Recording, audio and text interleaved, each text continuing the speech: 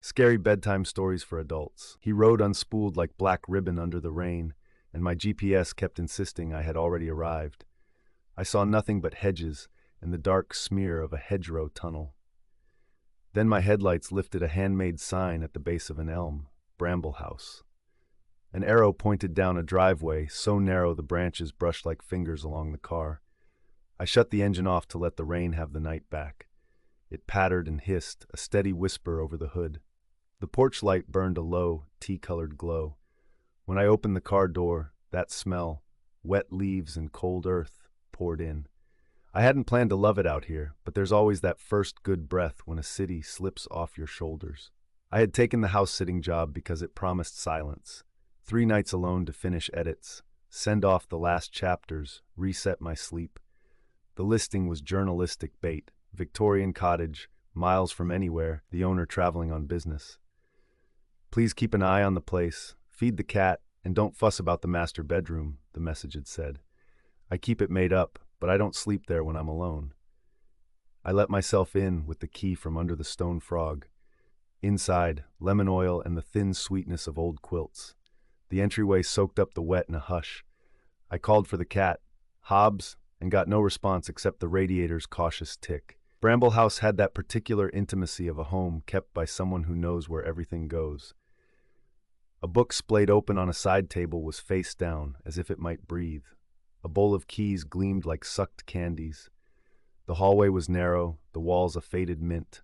My socks whispered over a runner rug toward the kitchen. The note on the fridge was written in a hand that corkscrewed slightly downward. Help yourself. Lights in the sitting room don't always obey. Wind rattles the sash in the blue bedroom. Close the door if it bothers you. Hobbs comes and goes. Under that, taped to the door, the rules I'd been promised. Do not sleep in the master bed. The do not was underlined twice. The master bedroom door was closed, a square of deeper dark among the others. I laughed aloud just to put the house on notice that I wasn't going to be easily spooked by someone else's quirks. Noted, I told the note, and the shell of the fridge hummed in reply. I picked the blue bedroom at the end of the hall, precisely because of the line about drafts. I liked a little weather in my sleep. The room was small enough that the bed, an iron thing with knobs like peppermint candies, took up most of it. The quilt smelled faintly of starch and lavender, the bottled kind that's more memory than flour. As I settled my bag on the floor, a little click touched my ear. Then another, like fingernails on glass. The window trembled. The rain had started to splice itself into hard needles. Wind ran a palm along the side of the house. Somewhere a door made up its mind and bumped its frame. I told myself the obvious truths. Old houses talk. They catalog every change in the weather. The silence here wasn't the kind you get in the city, which is just a cushion over noise. This silence had currents. It had weight. Every sound lifted off it like dust motes. I made tea and did a quick tour with the mug anchored against my chest. The master door stayed closed as I passed it, as if it were the one respecting my privacy. In the sitting room, the lamps were indeed temperamental. Stretching into a corner to flick a brass switch, I knocked a porcelain spaniel off a shelf. It spun on the rug, tail pointed toward the fireplace like a compass needle to true north. When I set it back, the bulb flickered on and off, then held. The house had a habit of framing you. Doorways were tight, sightlines narrow. Standing in the hall, you saw your reflection in beveled glass fragments. The oval mirror, the mantel clock's face, a painting's varnish. It's strange to meet yourself in so many pieces. At 10, I put on a sweater. Old houses keep a second cold under everything, and climbed into the narrow iron bed. The mattress was firmer than it looked, a body under the quilt that ran flat and obedient. I read a page. The radiator coughed like someone clearing their throat in another room. Wind licked the sash. The tea climbed down my esophagus in a warmth that made the rest of me feel colder by comparison. I was on the edge of sleep when the bed dipped near my knees. Just an inch or two, a gentle tilt, as if a person had perched on the edge to tie a shoe. I froze. The quilt didn't move. The room was a blue well with the lamp turned low and the window rattled with rain. No cat leapt up, no shape stepped away. It was the kind of thing you can talk yourself out of in 3 seconds, old springs, settling frame, unless it happens twice. The second dip was higher up by my hip, deeper. like weight committing. I sat up with an embarrassing little sound. The lampshade threw my silhouette across the wall in a long, shaky triangle. The quilt was smooth. The bed frame, cold under my palm, thrummed faintly with the engine of the house. Hobbs? I found my voice and regretted keeping it so thin. Hobbs, if that's you. Something scuffed the off-loom rug by the door. Not the scamper of a cat, but a human foot sliding minutely, the sound of skin against woven fiber. I pulled my feet under me, and because this is what I do when I'm alone and afraid, I made it silly. Okay, I said, we are not doing a who's that at the foot of the bed scene, because I have had the day I've had. This is my bed for the night. That one. I gestured toward the hall, to the door I hadn't opened, the big bed behind it I'd been told to avoid. Can have the master. We'll all sleep where we belong. No answer. Just the little nerve click of the window latch vibrating. It's ridiculous, but I felt judged, like I'd been caught taking shoes off too close to the couch at a stranger's home. I slid out of bed and the quilt exhaled. I didn't turn my back on the foot of the bed. Every horror I've ever consumed has taught me not to give the dark that kind of encouragement.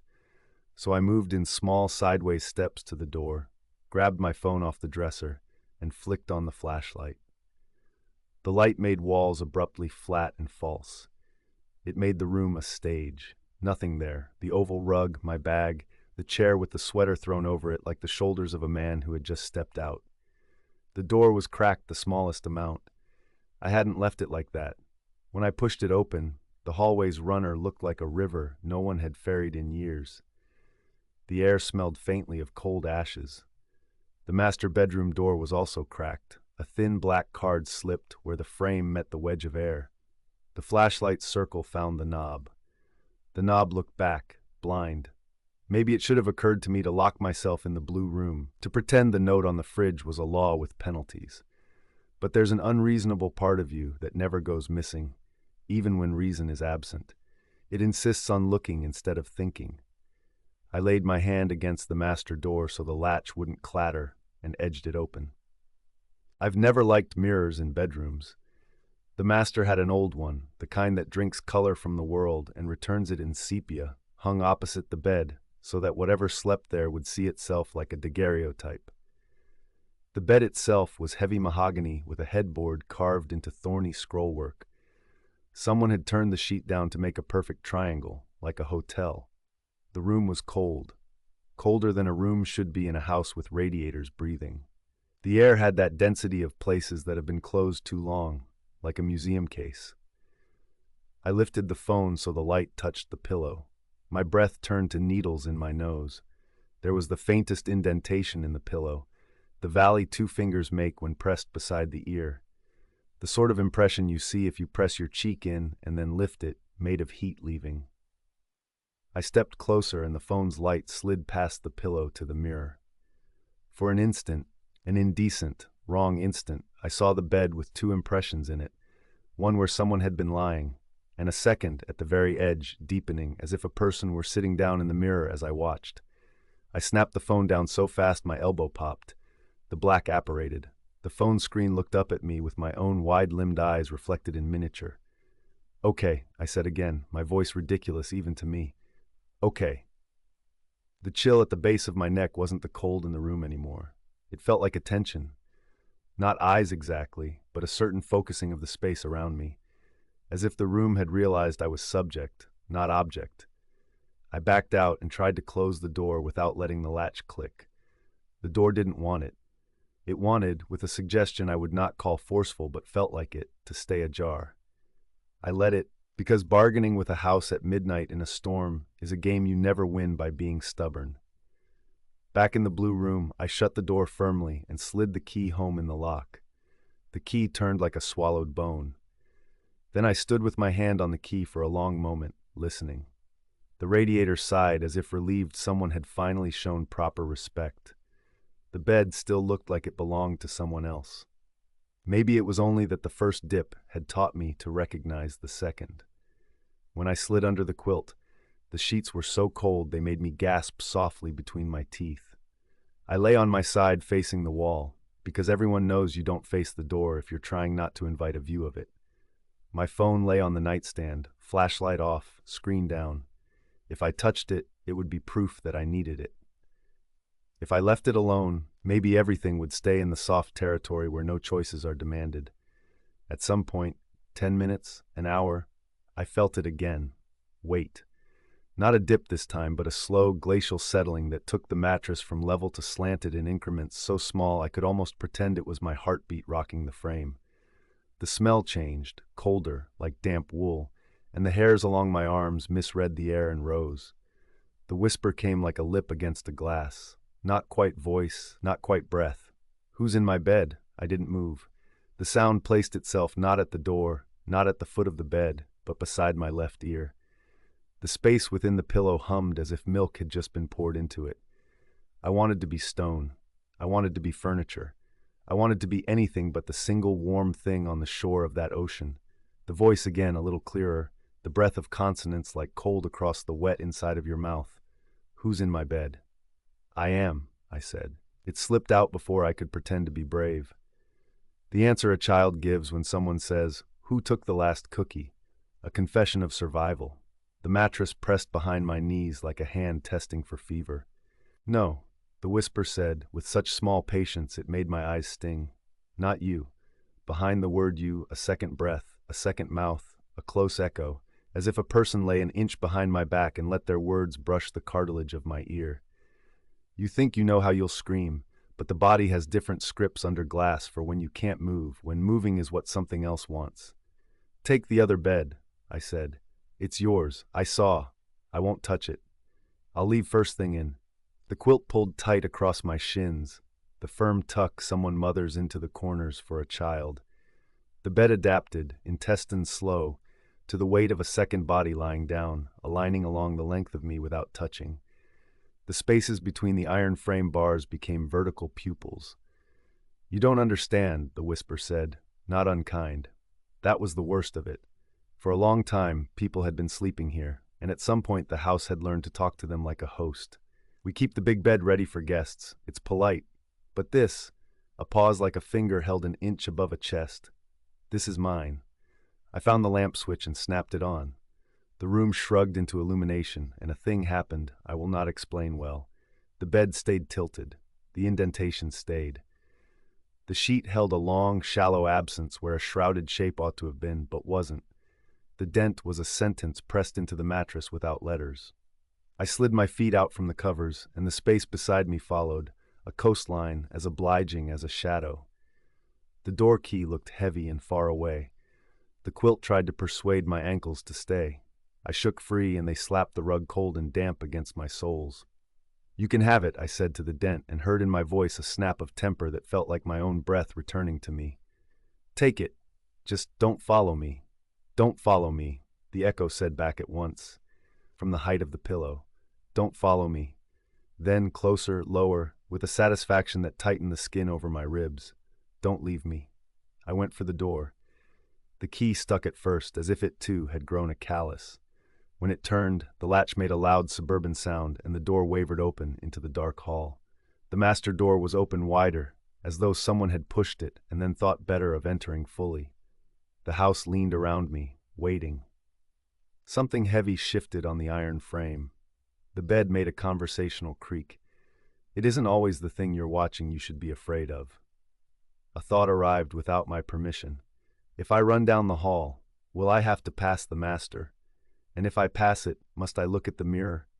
The mirror that would show two shapes on my bed, one empty and one mine. Instead of the hall, I did the stupidest thing I could have done. I went into the master. If you've ever felt the relief of crossing from a room that wants you into a room that doesn't care you exist, you know what hit me. The master didn't want anything except to be exactly what it was. A place arranged and prepared, the memory of perfume at its edges. It smelled faintly of starch and something cold and sweet, like snow touched by ash. "Fine," I said to no one living. "I'll sleep here." It felt like crossing a petty border, the sort of boundary you don't discover until you step over it. The bed was wide and politely made. The mirror watched in its yellowed way. I lay on top of the quilt with my shoes still on, and let the house spin out of me. I closed my eyes and tried to imagine I was two people further into the city, where windows shine, and you can gag a fear with your phone in under a second. The house offered a stillness that put an ache in my teeth. Somewhere far off, a door breathed shut. The radiators exhaled with relief. Wind dragged its sleeve against the siding. I lay still long enough that I forgot to listen. And then, with the delicacy of a fingertip testing paint for dryness, weight returned to the bed in the blue room down the hall. I didn't feel it directly. I heard the frame give a single note like a tired violin. The sound came through the walls, which is different than coming from the walls. It's the difference between a voice in the next room and a voice in your head. "There you are," the whisper said, and I understood with a clarity that made my stomach hollow that the whisper was not speaking to me. The whisper was speaking to the person who, in whatever ways rooms count, had climbed cautiously into my bed. The idea arrived like a story I had always known. The house's rooms had their own geometry of belonging. The master was a stage, a foyer where no one actually spent the night. The blue was claimed. I had been told not to take the wrong bed, not because of superstition, but because the house had a schedule of presence. The way a hotel has rooms, housekeeping keeps ready for guests who are always late. I was in the bed reserved for hello. I had slept where someone sleeps who has no body, and it had come home. The dramatic part of a story would put me on my feet, striding back down the hall, wielding a lamp like a sword, phrasings of command on my tongue. I am not dramatic in the middle of the night. I am small, and what survival I have practiced is made of smaller things. I slid off the master bed and walked toward the blue room, because leaving an indentation where a head ought to go and not addressing it felt worse than anything else. The blue door waited. I put my ear to it and heard a breath that was almost mine. It was paced like mine, stayed shallow when I held mine. The mirror in the master would have shown me just then, a figure with a face cut in two by a thin line of door jamb, listening to myself breathe. I opened the door and the bed sighed, satisfied. The dent on the left side of the pillow was deep now, the shape of a skull that had found home, the place where a cheek warms cotton into dew. The sheet was pulled down in a neat triangle I had not made. "Who are you?" I asked the absence, because any name was going to be wrong. Nothing, but the hollow of the bed seemed to smile. "It was a long drive," I said, because any threat was going to be false. "You can have your bed. I'll go. Just don't come with me." The dent rose a little, as if an elbow pressed behind a head. "It's late to say please," the breath-thin voice said, as mild as winter sunlight through lace. And then, with a soft, mortal ache tucked under it, "I'm so tired. Don't make me move again." "Okay," I said, and some part of me loosened like a curtain tie let go. "Okay." I took the chair by the window and dragged it against the wall, the legs complaining against the rug. I wrapped myself in the spare blanket and watched the quilt as if watching would make a difference. The bed took the weight and held it, affectionately, the way furniture learns your joints when you live with it long enough. The radiator ticked down into a lower breathing. I must have slept. I must have. When the light found the window in the color of the lid of a teacup, the dent was gone. The sheet lay smooth. The room was only a room again, a little triumphant about it. I stood up cautious, like the bed might slam me back into the chair with a schoolteacher's ruler. I left the house by noon, my bag rolling along the runner like a suitcase down a hotel hallway. I wrote the owner a thank you note I didn't mean, and fed a cat I never saw by filling a dish that must get emptied. The master door stayed ajar enough to accuse. The blue door closed behind me. The rain had stopped, and the sky was scrubbed raw. In the car, I checked the back seat 3 times before I started the engine. When I merged onto the road, I felt something settle in the passenger seat, as light as a coat you forget you're still wearing. I told myself that was only the seatbelt catching air. That night, back in my apartment, I remade my bed with stiff hands, tucking corners too sharp for comfort. The city's noise clotted comfortingly around me. I lay on my side facing the wall, because old habits calcify quickly. I told myself that whatever belonged to Bramble House had better manners than to trespass. I almost slept.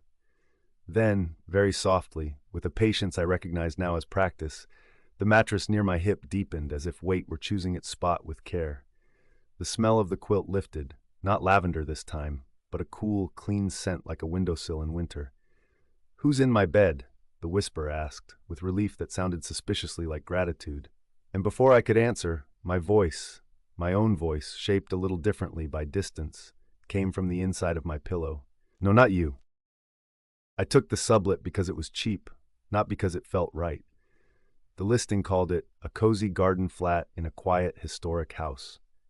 In person, garden meant the window wells stared into a rectangle of damp dirt, and historic meant the floor sloped toward the back like the whole place had taken a slow breath and never exhaled. Still, it was August, and I was broke. And the landlord's smile, the kind that squeezes the eyes into happy wrinkles and hides the teeth, made me think it was fine to ignore the bad air and the way the front steps sang when you walked on them. "You won't need the basement," she said, jangling keys in a way that suggested she owned every sound in the house. "Plenty of space up here. The previous tenant never went down. Old houses are temperamental." "I'm pretty handy," I said. "If something goes wrong." "If something goes wrong," she said, and her squeezed eyes opened just enough to be not quite kind. "Call me. Don't go down there." There was a soft click as she locked the basement door. The key went into her sweater pocket like a secret. By sundown, my boxes were stacked by the window wells. The kettle had boiled on the skinny stove, and I'd convinced myself the landlord's warning was just liability paranoia. I sat on the second-hand couch, listening to the building settle. The walls had that recent paint smell with something sweeter beneath it, like someone had baked cookies and then opened a can of bleach. A flight above, a neighbor coughed, pipes ticked as they cooled. In the hallway behind the kitchen, the locked basement door watched me from its shadowed end like an eye. That first night, I didn't sleep much. New places always make me catalog their noises. The refrigerator's hiccup, the stovetop's faint click, the window fan's uneven thrum, until the whole place becomes a symphony of things I can name. Around 2, a sound slipped in that I couldn't. It came from the hallway, from the locked door at the end of it, high and breathy and intermittent. A puppy, I thought, and immediately felt stupid. The landlord hadn't mentioned a dog, and the listing had said no pets. Still, the sound tickled a very specific part of my brain, the part that remembers how small things cry. I lay still, telling myself I'd imagined it. The sound came again, a little whine that caught on the tail end like someone was trying to keep quiet. Then, something metallic grazed across concrete. A bowl, I thought. A bowl being nudged, then stillness so complete it rang in my ears. I did what every rational person does at 2 in the morning. I did nothing. I pulled the sheet up, told myself old pipes can whine, and that a basement has 1,000 ways to scrape at itself. Eventually I fell asleep to the persistent certainty that the house was listening to me breathe. Morning dismantled the fear the way it always does. Sunlight pooled in the window wells, turning the dirt outside into a cheerful terrarium, and the kitchen smelled like coffee instead of bleach. I went to the hallway because ignoring it made me feel like a child. The basement door's paint was a little different, a shade too fresh. A thin crescent of darker wood showed where the lock had been moved. At the base of the door, in the narrow gap where the sweep didn't quite meet the floor, something dark had smudged the tile. A comma of dirt, like a heel pivoted there. Or a paw. I laughed and felt better because laughter is a charm. The refrigerator hummed. I made toast. When the toast popped, I jumped and swore and laughed again, louder, like I meant it. The landlord picked up on the second ring when I called. "Just checking in," I said, trying to sound casual. "There's a noise at night downstairs, like scratch, like plumbing. I know you said." "I said to call me," she said, and I could hear the smile again. "I'll send a man for the pipes, don't you worry." "Do you have a dog?" I asked before I could stop myself. There was the softest pause. "No pets," she said. "House rules." When the man came, I wasn't home. He left a note, "Checked sump pump, all good." He had drawn a sweet, lopsided smiley face at the bottom, which made me feel both seen and condescended to. That night, the whines came earlier. The bowl sound was more confident. A hard scrape, a pause, a hopeful tap. Gooseflesh climbed my arms. I turned up a podcast to rewrite the air. The host's voice filled the apartment, warm, rational, human. But in the quiet between sentences, the basement made a sound that didn't belong in podcasts or plumbing. A whisper, almost, drifting through the crack under the door. Syllables rubbed together until they lost their shape. I wasn't close enough to hear words, but I felt the intention anyway, the way you feel a look without seeing it. I muted the podcast. "Hello?" I said, and hated how like a question it sounded. The refrigerator coughed and went still. The house inhaled. The bowl scraped. Then, a little breath that was not mine, held too long by someone still learning how. The closet in the bedroom had a box of cast-offs from the previous tenant. I'd noticed it when I moved in and decided to leave it alone until I could be grateful for the extra storage. Now, grateful for any distraction, I dragged it into the light. Inside were a stack of hangers, a cracked mug that said "World's Okayest Uncle," a photo of a couple on a beach with their faces rubbed to blur, and at the bottom, beneath a rumpled dish towel, a child's notebook, the kind with dotted lines for practicing letters.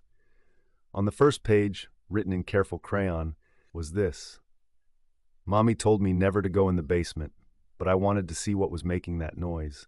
It kind of sounded like a puppy, and I wanted to see the puppy. So I opened the basement door and tiptoed down a bit. I didn't see a puppy, and then Mommy yanked me out of the basement and yelled at me. Mommy had never yelled at me before, and it made me sad, and I cried. Then Mommy told me never to go into the basement again, and she gave me a cookie. That made me feel better. So I didn't ask her why the boy in the basement was making noises like a puppy, or why he had no hands or feet. The crayon had pressed hard enough to scar the page beneath. The last letters stuttered where the writer's hand had trembled, a little rainbow of effort. I shut the notebook. The apartment was suddenly very loud with my heartbeat and the fridge returning to life. I told myself it was a kid's story. Kids write dark stuff, right? They say things without understanding them. It was probably a joke. Some edgy teen trying to freak out an uncle who was, by his own mug, okay at best. I looked at the basement door, and the basement looked back. The next day, I stayed out. I worked from a coffee shop with bright music and pastries heavy with sugar, and every time my phone buzzed, I expected it to be the landlord reminding me I had promised not to poke at the house's boundaries. When the afternoon got long and my laptop got hot and my shoulders started to ache, I told myself I was being dramatic. Houses have basements. Basements have noises. People write things. None of it had anything to do with me. The sun was setting when I came home. The building's front foyer smelled like wet coats and potting soil. As I passed the mailbox cluster, a small plate sat on the ledge, 3 cookies, round and pale, each pressed with the tines of a fork. A neighbor kindness, I thought, a communal treat. But the note beneath them, in looping letters, said, "For the good boy." I stared so long at the words that they went shapeless, and I carried the plate into my apartment without remembering I'd done it. They were peanut butter, the way my mother used to make them. The fork marks were perfect. I put the plate on the counter like it might go off if I jostled it, and my hands wouldn't stop shaking. The whine started before dark. Not a sound now, but a pattern. 2 quick conversational breaths, a pause, then a longer exhale that caught. The bowl scraped. Then something tapped the underside of the door twice, gentle as a puppy pawing at attention. I put the notebook on the kitchen table, pages open to the crayon confession. I took the heaviest flashlight I owned from my backpack, and I took one of the cookies and held it like bait.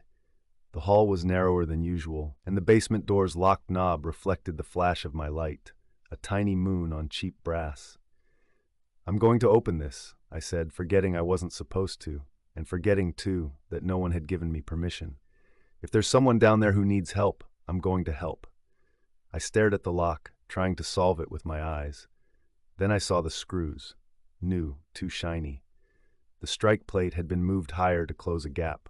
The wood around it was soft with too many holes, an old mouth missing teeth. The screws came out easily with the pocket screwdriver I kept for assembling flat-pack furniture and a life too often shifted. The catch wobbled in my fingers. The door sighed inward like it had been waiting to. The smell was not sewage or mildew like I'd expected. It was cleaner. Lemon oil, bleach, and beneath both something stale and sweet, like cookies forgotten in a plastic container. The stairs were steep, their paint worn to wood in the center. I put the cookie on the top step. The whine stopped, and in the quiet I heard a soft shuffle, then the delicate, practiced sound of someone sniffing without making noise. "It's okay," I said, and my voice turned itself into the kind I use with frightened animals. "It's okay, I'm going to come down slowly. I'm going to turn on the light." I flipped the switch on the wall. Nothing. The light switch clicked so loudly that it felt like a door slamming. I aimed the flashlight down. The beam wavered with my hand, then steadied. The bottom of the stairs opened into a low-ceilinged room with shelves along two walls and a big freezer in the corner humming softly. A laundry sink squatted beneath a tangle of new PVC pipes like bones that had learned geometry. The floor was painted concrete, easy to clean. On the far wall, behind a shelving unit on wheels, a second room lurked. There was a makeshift door there, plywood and a hook-and-eye latch, painted the same fresh white as the basement door upstairs. Something moved behind it, a shadow stepping behind shadows. The whine came again, soft and involuntary, and then a word rushed and swallowed, a syllable cached in breath. "Mom." I slid the shelving unit aside. The casters rattled. The little door looked like something someone had built to contain an idea they didn't like. The hook and eye was high, too high for a child to reach. My hand shook so much I had to steady it against the door. From upstairs, a new sound arrived. The front door opening with the careful quiet of someone who knows where the creaky boards are. Shoes kissed the entry rug. Keys sang their small clatter. A voice, low and bright at once, poured down the stairwell. "Good boy." I didn't think. I opened the latch and pulled the door. The smell of stale sugar and human caution puffed out. Inside, the flashlight caught a narrow cot with neatly folded blankets, a plastic bowl, a thin chain bolted to a ring in the floor, and in the far corner, trying to be smaller than himself, a boy. His hair fell into his eyes. His wrists, where his sleeves ended, were wrapped in clean bandages that made soft, padded ends. The same soft wrapping bundled his ankles. He made the sound again, that whine that wasn't a dog's, but the human attempt to sound like one. He flinched from the light but didn't shield his face. He couldn't, my throat closed. I reached for him, then remembered hands can look like a threat if the hands are not kind. I put the flashlight on the floor so the beam raked the room, not the boy, and I crouched to make myself small. "It's okay," I said again. "I'm not." I didn't know how to finish that sentence. I was not Mommy, and that felt both true and insufficient. He watched my mouth like he was tracking weather. "Oh, sweetheart," I said, the word falling out of me, heavy and helpless. "We're going to get you out." The stairs whispered under someone's weight. Now. The voice cooed from above, warm with approval and edged with a steel that had been honed on repetition. "Good boy waits." The boy's whole body went still like the voice was gravity. I hated how that word held him. I hated how the house seemed to lean in to listen. I looked around for a weapon and came up empty. On the shelf above the laundry sink, a cookie jar sat like a joke. Ceramic, painted with daisies, lid askew. My hand moved without me and grabbed it. It had weight. The first glimpse I got of her was her feet, practical shoes. The kind of shoes that let you stand for hours without thinking about standing. Shoes that say you will outlast the rest of us. Then the hem of a skirt. The bottom stair. The sound of breath that belonged to someone who didn't worry about being heard. "Don't do this," I said, and I didn't recognize my voice. She came down slow, easy, every step confident. Up close, her sweater was the same as before, soft in the color of weak tea. Her smile was exactly the one she'd shown me on the porch. It was not madwoman or monster. It was a fall of water smooth as glass. "Put that down," she said gently, as if I were a child with a toy. The way she looked at the boy was affectionate. The way she looked at me was proprietary. "He doesn't like loud. You can't keep him here." The ridiculousness of my words made my cheeks burn. "Can't" meant something different to people who had moved the lock 3 times. "I'm calling the police," she sighed. "I told you not to go down. You aren't listening. Good boys listen." Behind me, the boy made a small sound. It wasn't a whine, not exactly. It was air trying to be language. I realized with a chill that the word mommy had survived in his lexicon only because it was for her. I didn't plan the swing. I didn't plan anything. The jar rose and she ducked with the speed of someone who knew the shape of other people's impulses. The jar cracked against the doorframe and shattered. Ceramic daisies skittered across the floor like white beetles. She reached for me. not fast, certain, and I saw in the clean little crescents her nails had left in her palm the rehearsed rhythm of this moment. The boy moved. He flung himself across the floor, not graceful, not fast, with the practiced efficiency of someone who had learned to use every inch of his altered body. He collided with her shins. She missed her footing and sat hard on the step with a little "oh" of surprise that made me angrier than anything else had, the disbelief that we were not going to behave. I grabbed the chain's bolt and yanked. It squealed and didn't give. My hands slipped. She recovered. Her hand in my hair was patient and implacable, like that hand had learned years ago how to lift and move a resisting weight. She tried to guide me toward the small room, toward the hooks, toward the word stay. I sank my teeth into the meat of her palm. Her scream was human and enormous. She let go. The boy's breath sawed. I grabbed him up the way you grab a terrified animal, not minding the flailing or the sounds, made a basket of my arms and his bandages, and ran us both up the stairs on panic and the muscle memory of escape. We burst into the kitchen, the light too bright, the air too sweet. My feet remembered the sway in the floor and compensated. The front door was 5 steps away. We made 4. Something heavy hit my back with the focused hatred of gravity borrowed. We went down together, me and the boy and the woman tangled in the doorway. For a second the world was hands and stumps and breath and teeth and the smell of lemon and cookies crushed into tile. I don't know what made the difference. Maybe it was the neighbor in the hall, keys jingling, saying, "Everything okay?" through the door. Maybe it was the sound of sirens on a television somewhere. Maybe it was the boy's small, obedient sound caught beneath my ribs like a fishhook and the way I threw my voice over it. "Help!" I screamed, and it came out not like a scream, but like a signal flare. "Call the police! The basement!" The pressure lifted. The woman, Mommy, stood. Her hair had come loose. She looked down at us like she was memorizing the shape of our bodies for later. "It's all right," she called sweetly through the door to the neighbor. "Just settling in." He dropped a dish. Then she melted backward, not rushed, into the hallway's shadow. The basement door clicked shut. I heard the soft, tired sound of the lock going home. By the time the neighbor knocked, I had the chain on the front door and a phone in my hand. The boy's heartbeat fluttered against my arm like a trapped thing. My voice shook, explaining, and then steadied as the telling built a scaffold under me. The police came. They went downstairs. They came back up with their mouths set in lines and said things like thorough search and no sign of unlawful confinement. The small door behind the shelf was drywall now, smooth and unbroken, the paint fresh and a shade too white. The chain was gone. The little bowl had been washed and put away. The officers took notes in patient hands. The neighbor hovered with a casserole and big eyes. The landlord sat at my kitchen table, her sweater soft, her palms bandaged neatly, her smile effortless. "You must have been very frightened," she said kindly, and her gaze slid to the boy in the blanket the EMT had wrapped around him. "Poor thing, we don't know who he belongs to." "He doesn't belong to anyone," I said, more forcefully than I meant to, and the kindness in her smile deepened like a tide. They took statements. They took the boy in the ambulance to a place with very bright lights.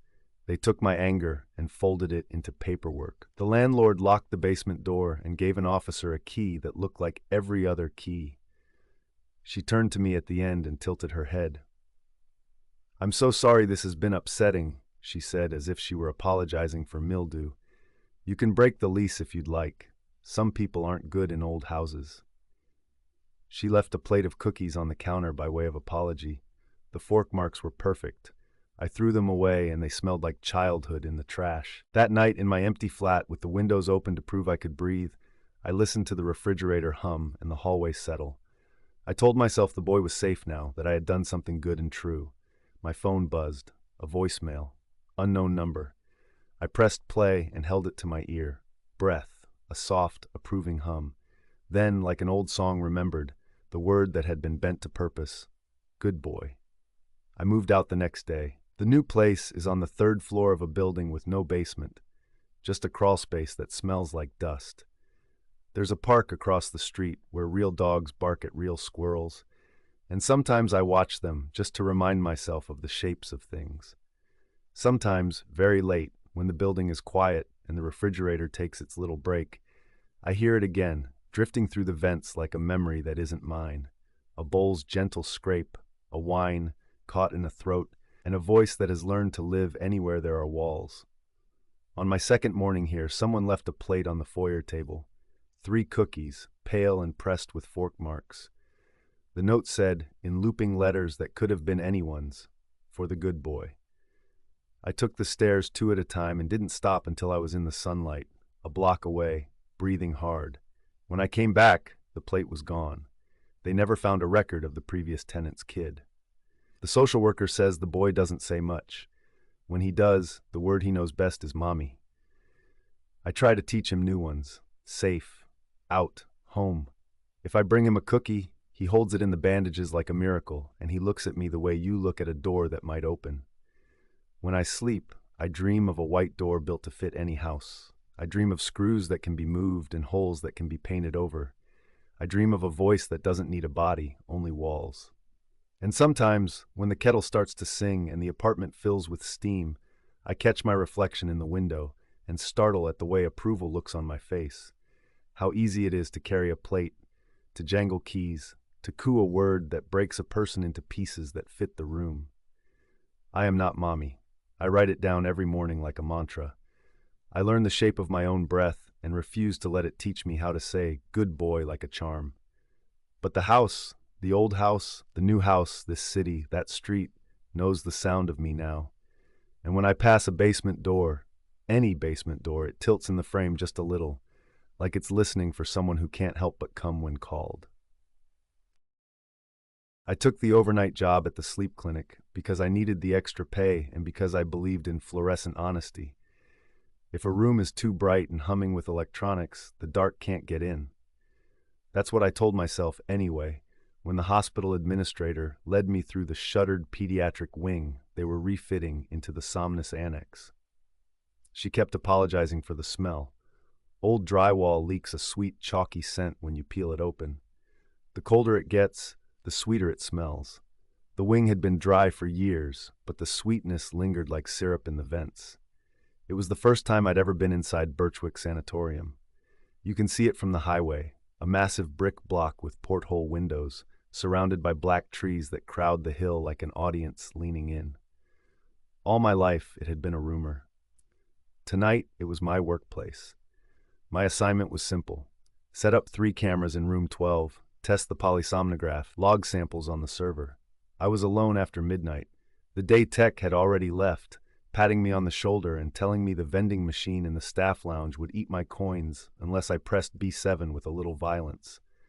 My daughter called me on video, just as the administrator's footsteps faded. "You at the sleepy place?" she asked. Her bedtime hair stuck up in 6 directions. "Yep," I said. "Gonna build machines that listen to snoring." "That's boring," she said, and then wriggled under her blanket. Her face changed, bright eyes going still. "Can I tell a story?" "Always."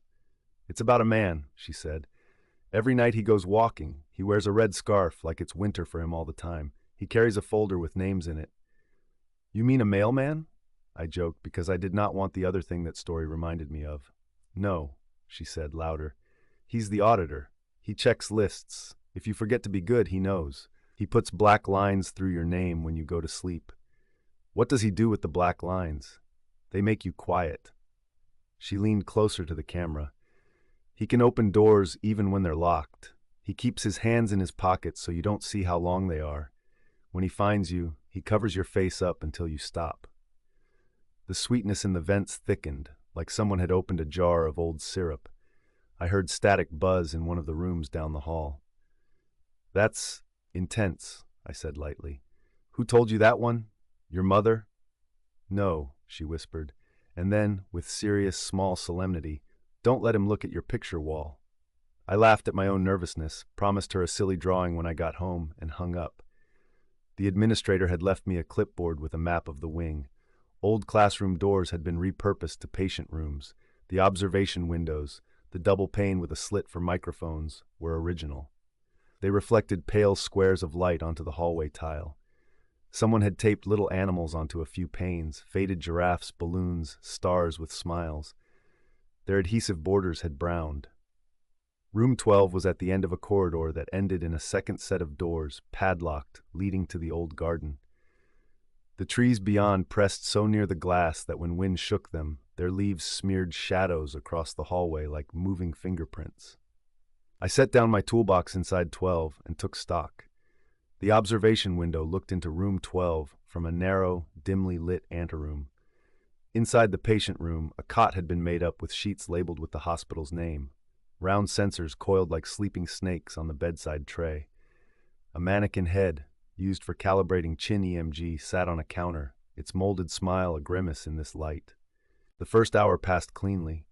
Mount camera. Run cable through the drop ceiling to the recorder. Test feed, a room of blank corners, white noise in the speakers. I left the door to the hall open because the annex HVAC stuttered if the doors shut too often, and because the idea of closing myself in gave my breath a stone to step on. I walked to the lounge for a coffee.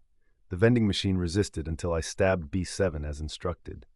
The coffee tasted like pennies and wet cardboard, but it was hot. On my way back, I heard something that sounded like fabric dragged across cinder block. Not a scrape, more of a hush, hush, hush. I stopped and listened. Birchwick listened back. When I reached room 12, the mannequin head was no longer smiling toward the door. It stared at the observation window. I told myself I'd bump the counter. I went into the anteroom to aim camera 3 at the glass, and that's when I saw the marks. The inner pane bore 4 shallow, parallel scratches, a finger's width apart. They were ragged, closer at the top, gapped at the bottom where the scratches bit into the wood of the sash, and left 4 small grooves darkened with decades of varnish and dust. I put my fingertip against one. It fit too easily. You can explain anything in a building like that. Old kids being cruel. A clamp slipped one night. The day tech's sense of humor. I went back into room 12 and kept working until the steady performance of work smoothed everything into background. Tape the cable. Click the jack. Type the label. When I turned around again, a red scarf hung from the coat tree beside the door. I had not brought a red scarf. My first thought was that someone else was in the wing, playing a dumb prank on the new guy. "Hello," I said, making it genial. My voice went down the hall and broke into small pieces against the padlocked doors. Nobody answered. The scarf barely moved in the air from the vent, breathing if I watched too long. It was a deep red, the color of curtains in theaters where the show is always about to start. "I'm not impressed," I added to nobody and lifted it off the peg. The fabric was cold. It had weight, like woven wool, but it didn't feel like wool. It felt like paper almost, thick like a ledger's cardboard cover. I folded it and dropped it on the chair. The coffee I'd left on the counter had a thin skin, the way coffee gets when it cools and nobody wants it anymore. Work again. Keep going.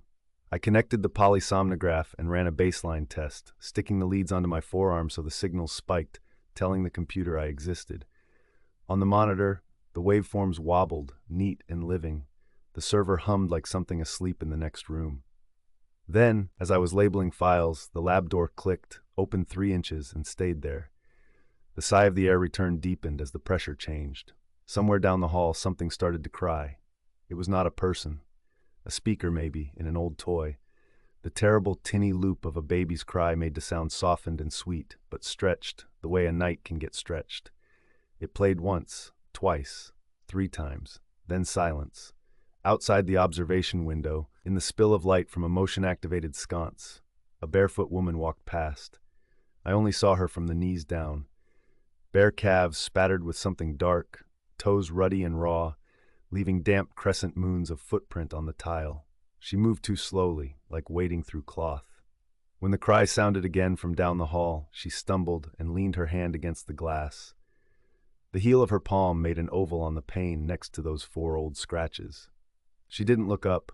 Her breath fogged a tiny cloud that dissolved into nothing. I didn't go after her. What would you do? Me. I shut the lab door and latched it and told myself there were explanations. A patient wandering. A memory in the building I'd watched wrong. The administrator hadn't mentioned anyone else on the schedule. But Birchwick is wide. There are always people in old buildings you don't see. Then I looked at the chair. The red scarf was gone. I stood so still that the monitor's fan sounded like wind. If I didn't move, the night would move past me. That was my logic, brittle and silly. Then the computer beeped. The test file I'd labeled with date and time had a new name. 2 words had been added, as if ghosted by a second hand. Audit. Dylan. My name. My given name written in the same stern, neat letters the hospital used on its directory. I scrolled. More files had those additions now, as if something in the building had opened my folder and put a black stamp on each line. Audit. Dylan. Audit. Dylan. A short scraping sounded from the observation anteroom, followed by a muffled, patient thump, as if someone were laying a heavy book down on the narrow shelf beneath the window. I turned on Camera 3's feed. The anteroom glowed in the monitor. The narrow bench, the pane of glass, the door to the hall. On the bench sat an old ledger. It hadn't been there a minute ago. Its cover was that same theater curtain red. The leather corners were cracked, stitched like healed mouths. In the center, a brass plate, tarnished green, read simply, Annex Registry. I did not go into the anteroom. Instead, I zoomed the camera until the page edges filled the screen. There were names on the paper, written in a thin, formal hand. The column heading said Children. The column to the right said Observations. Notes like tantrum, food on the floor, struck sibling. Starched words pinned to acts like butterflies in glass. The final column was narrow. It held single black lines beside some names. A tally, a crossing off. They weren't pen. They looked brushed. A painter's swipe. I scanned down to the last page. Fresh ink. The pen lay there, uncapped. Names I recognized from the administrator's orientation list. Names of kids who would be studied next month. At the very bottom, alone in the space usually reserved for notes, was my name. Not in the children column. In a new one, drawn in with ruler straight edges, squeezed into the gutter. Caretakers. Beside my name, someone had written, Does not listen. I laughed once, short and brittle. Okay, I said out loud to the empty lab. Okay, you got me. The red scarf slid down the observation glass as if pulled slowly from above. It framed the window for a moment, a true red parenthesis around my reflection, and then it dropped onto the bench next to the ledger. The lab door opened the rest of the way. That fabric drag, hush, hush, hush, came again. I smelled iron, not rust, but iron cut fresh, hot and sweet-laced. The soft crying down the hall escalated into broken sobs, then fell silent. Barefoot pats approached, quick, like a child running, then slowed right outside, the handle depressed. On the other side of the door, a long, quiet hand rested against the wood.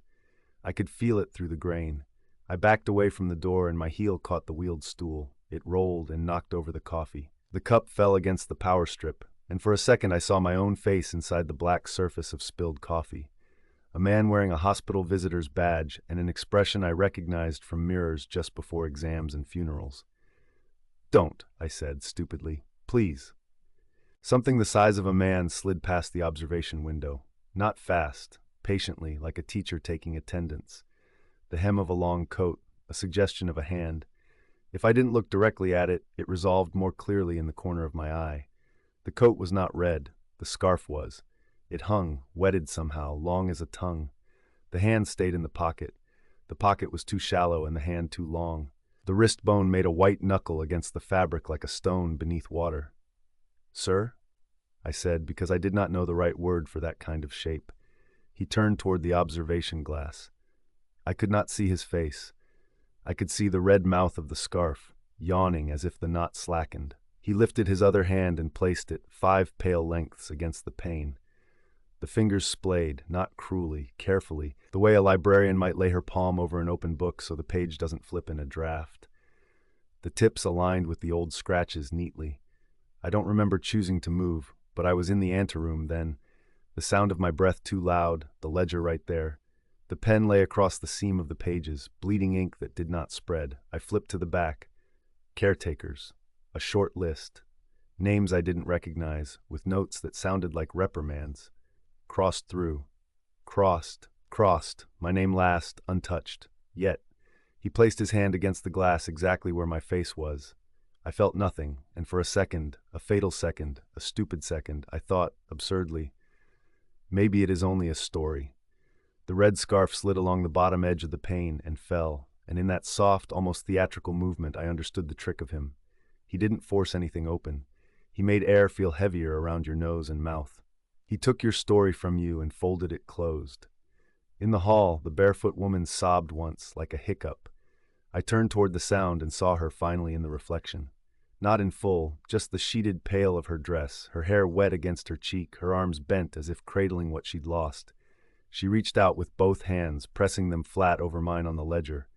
Her palms were cold. Not dead cold, outside winter cold. "Please," she said. It could have been the vent moving, the sound that made the peas, but I heard it. "Please, help me find him." "I can't," I said. "I don't know where." And then I realized she wasn't asking me to find her boy. She was asking me to recognize who he was. Not a child now.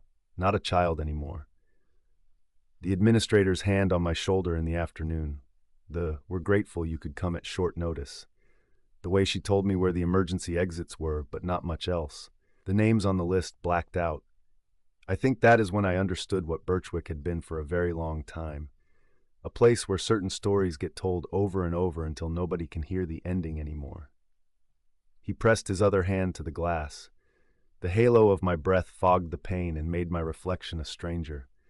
I grabbed the ledger like a shield and, without thinking, tore out the page with caretakers. It came free reluctantly, as if the book were jawed. The tear made a sound like fabric ripping, and the scarf twitched on the bench as if insulted. In movies, you burn the thing. I didn't have fire, but I had the little alcohol swabs for cleaning skin before you stick on electrodes. I emptied a box onto the page, the chemical stink sharp as a newly opened wound, and struck a match from the emergency kit. The flame climbed quick, too quick. The sprinklers didn't go off, they weren't live, but the HVAC coughed and coughed as if the building was scolding me. The red scarf lifted at one end, as if in a draft that didn't exist, and wriggled like a dying fish. On the monitor, the camera feed pixelated, then stabilized to a new angle, slightly closer to the glass. The handprints faded, their condensation absorbed by a pain older than me. The woman, if she'd ever been there, was gone. The cry down the hall cut out mid-loop. The pen on the bench rolled toward the edge and dropped, and did not make a sound when it should have. When the administrators arrived in the morning, hours later, though it felt like one very long minute, they found me in the hall outside room 12, sitting against the door with my knees to my chest, fingers carbon-edged. The ledger on the bench had curled in the heat, but not burned through. The page I'd yanked was a smudge and ash. I lied and said a power supply had blown. We filed an incident report. We all wrote our names in neat, formal letters. Back home, my daughter did not climb the furniture or refuse her cereal. She was careful that day, in the quiet way kids are careful when they want to be trusted with something breakable. "How was the sleepy place?" she asked. "Weird," I said, and left it at that. She brought me a drawing without any prompting. A blocky building with square windows, a line of trees so dark she'd torn the paper pushing the crayon. In one window, a figure in a long coat, only the scarf colored, red, hard, rubbing the fiber shiny. In another window, a woman with long hair and no feet. At the bottom, stick people, and one of them labeled with the first 3 letters of my name. She'd gotten tired and left it there, the line thin and light. On the back, she had pressed the crayon over a raised surface to make a rubbing. Kids learn that trick like magic. The shape that came up made my mouth go dry. It was a brass plate rectangle. You could tell by the corners. In the middle, the faintest letters, Annex Registry. Underneath, in the crayon's fat handwriting, 2 words, Different Street. "What's that mean?" I asked, keeping my voice tea-calm. She shrugged. "Means you were good," she said, and then tilted her head. "Or he's just busy." That night I checked every window in our apartment, though we live 2 floors up and the old maple outside is still too young to bear weight.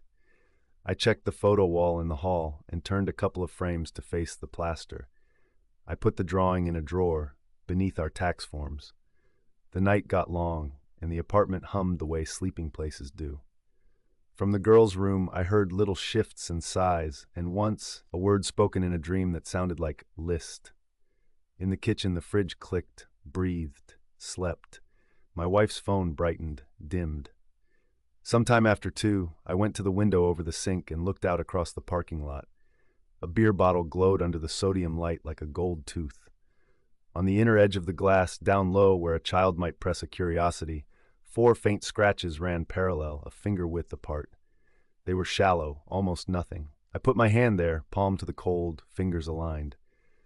I know, I said, to whoever writes names and crosses them and walks down streets at night, counting. I'm listening. The glass was only glass. My breath fogged and cleared. In the girl's room, my older daughter turned over, her blanket whispering, and then fell still.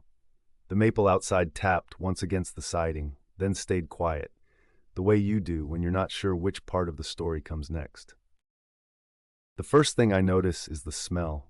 Old wood and wet stone, the scent of a church after rain. The Municipal Records building on Cinder Street has been empty for years, but the key turns easily, and the door sighs like it's happy to see me. I step inside, pull the door shut against the damp night, and listen to the city thin out behind the glass. Somewhere in the belly of the dark, a clock ticks. It doesn't sound like any clock I know, not measured and polite. It sounds patient. I was supposed to bring the blueprints down from the archive for demolition. The crew wants to know what they're ripping apart.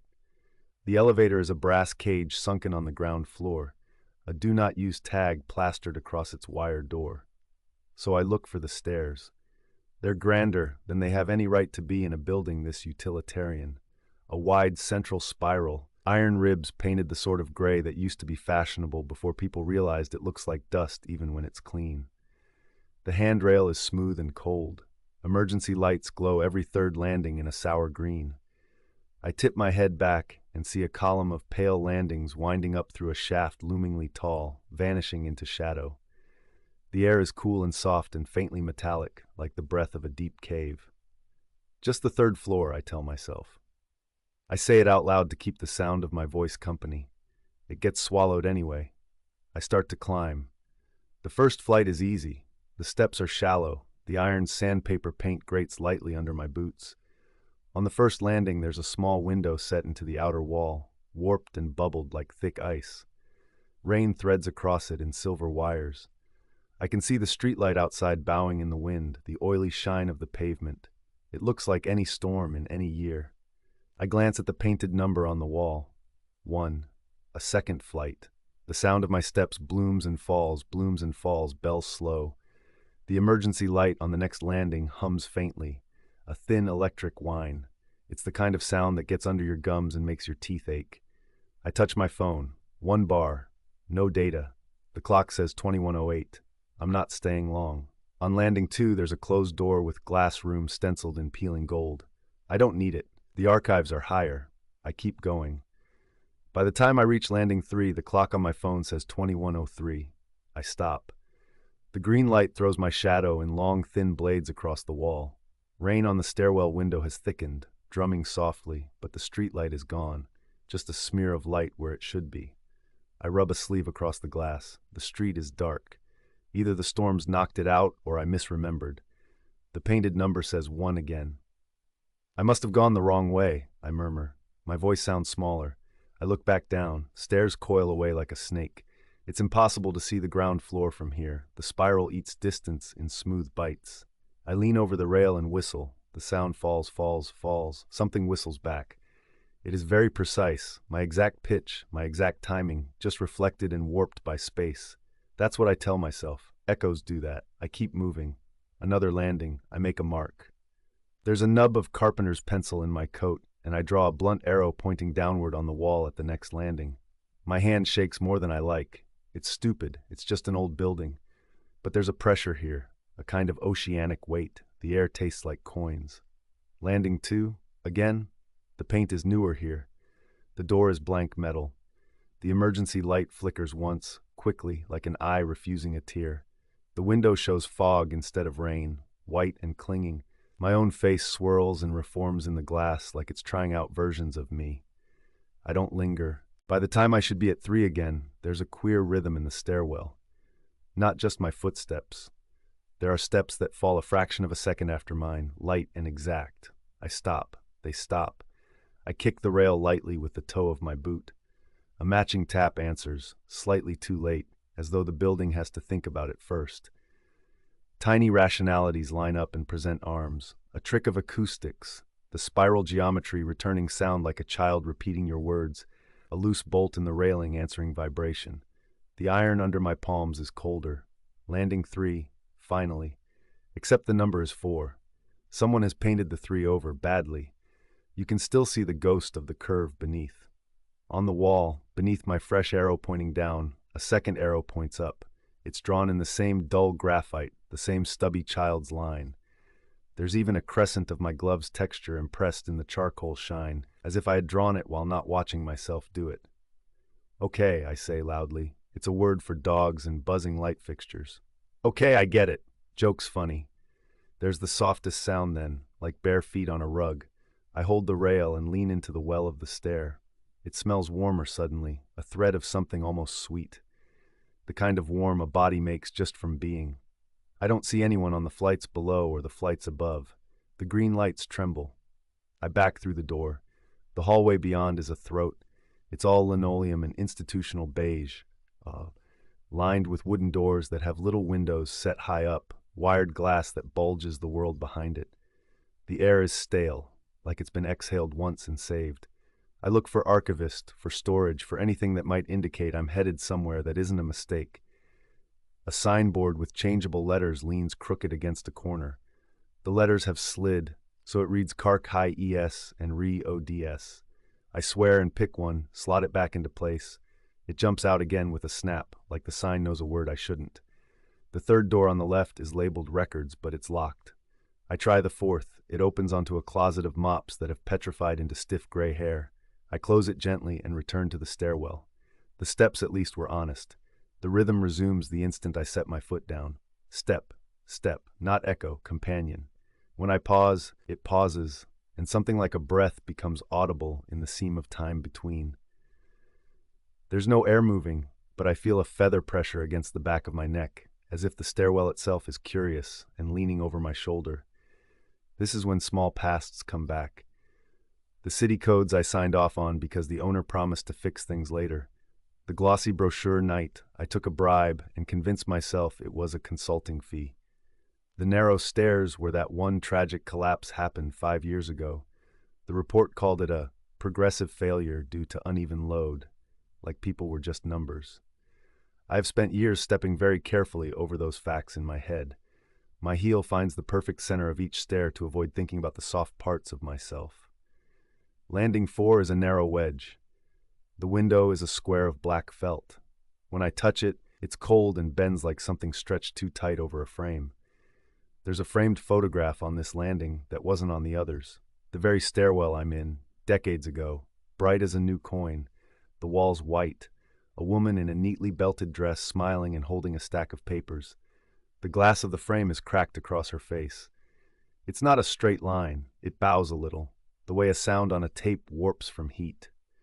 Beneath, in neat lettering, a brass plaque reads, Archive Dedication, OT 12th, 1953. Another landing, OCT 12th, 2003. The photograph is the same angle. The woman's dress has gone out of style. This time there's a man in a short-sleeved shirt with a tie too skinny, pointing at the camera as if to say you. The crack is deeper. Another landing, OC 12th, 2023. The stairwell looks exactly as it does now. The plaque is fresh. There's no person in the photograph.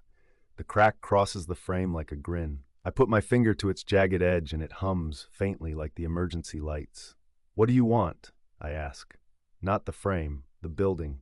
The steps answer politely. Step, step. They don't belong to me. I run.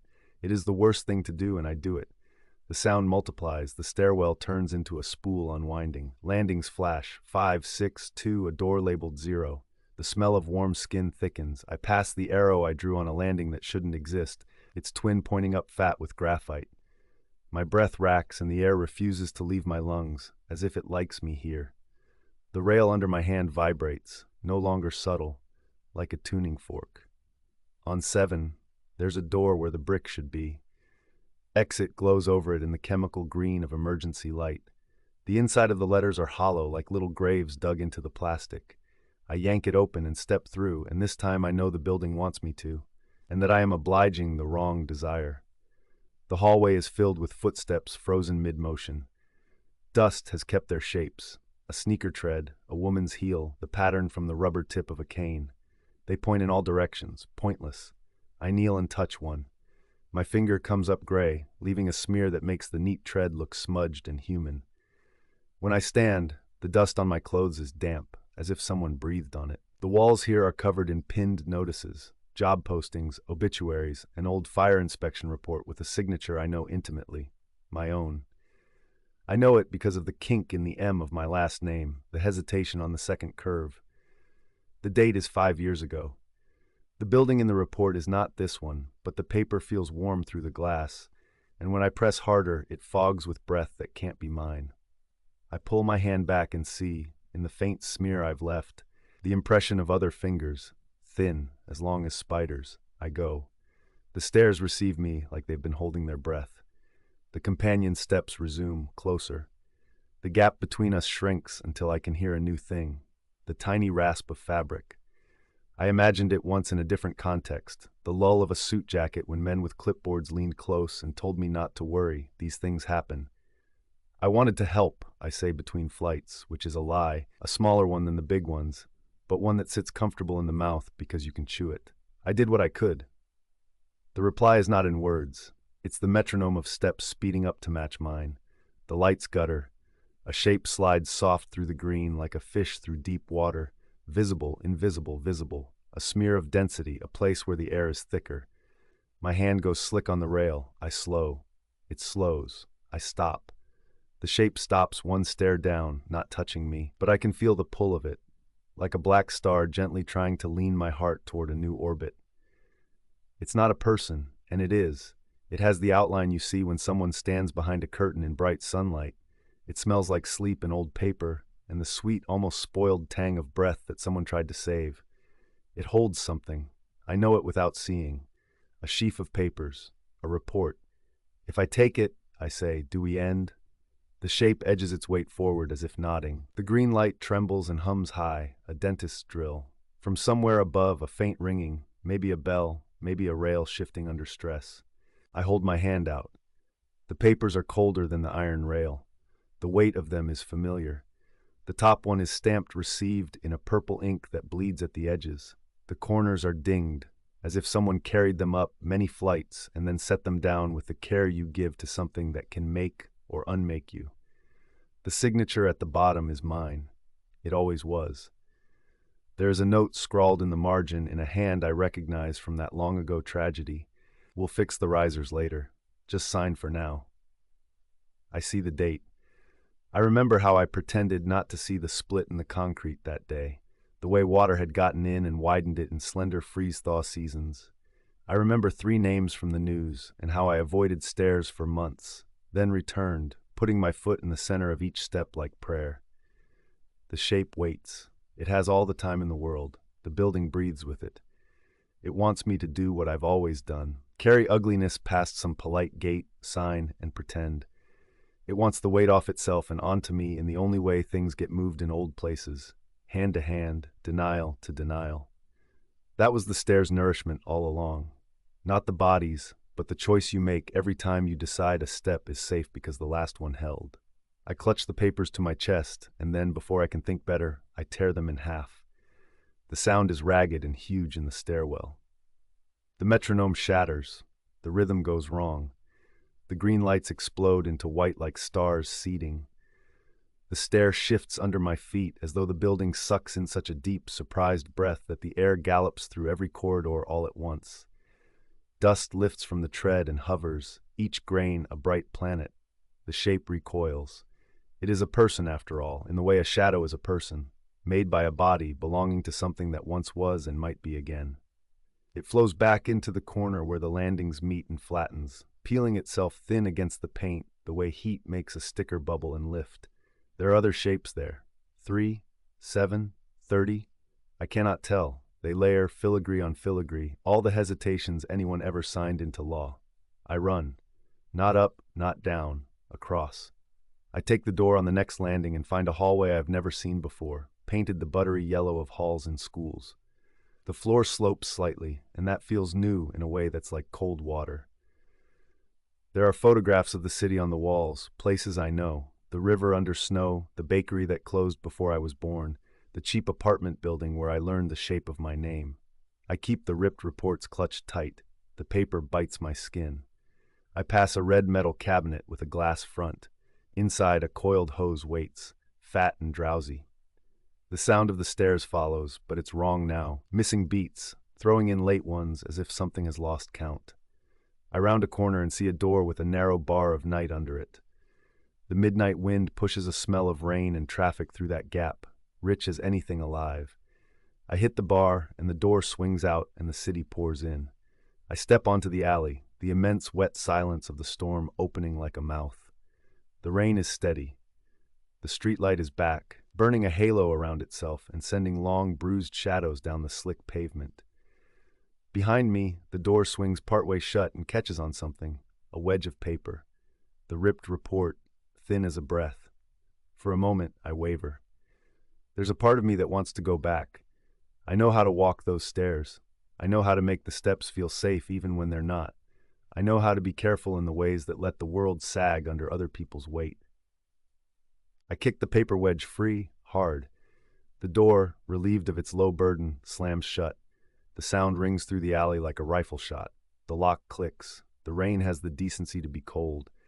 I tilt my face up to it and laugh, or maybe sob, or both. I am not finished with anything. The demolition crews will want those blueprints. Someone else can pull them, or not. Maybe this building will eat itself now, starved of the sweet, easy diet of both. Yes, fine, later. Maybe it will shrug and sleep. Maybe it will add my refusal to its bones and develop a new curve in the stare, a new sound. When I look up at the windows from the alley, they're blank. No green glow, no shapes, just black rectangles like eyes closed in heavy sleep. For a long time, I stand in the rain. The clock inside me ticks. It doesn't sound patient anymore. It sounds like a living thing keeping time. Eventually, because the night is ordinary, in the way nights are after the world has ended and restarted with you still in it, I walk to the mouth of the alley. Cars hiss past. Somewhere, a siren unspools and winds up and becomes a line of red that smears, then is gone. At the corner of Cinder Street and Avery, there's another old building. I've passed it 100 times. Tonight, for the first time, I notice the front door hangs open a careful inch. A slice of electric light cuts into the wet. There's a staircase just visible in that slice, dark and simple, a utilitarian thing. The sound that floats out is very quiet and very precise. Step, step, step. I turn my collar up against the rain and keep walking. My shoes find level ground and stay there. But the sound follows, subtle as the city's own punctuation, like the memory of a heartbeat you only hear when you stop holding your breath. I don't look back until I reach my car. When I do, the door to the second building is shut. The city is itself again, damp, twitchy, lit from within by whatever keeps people going.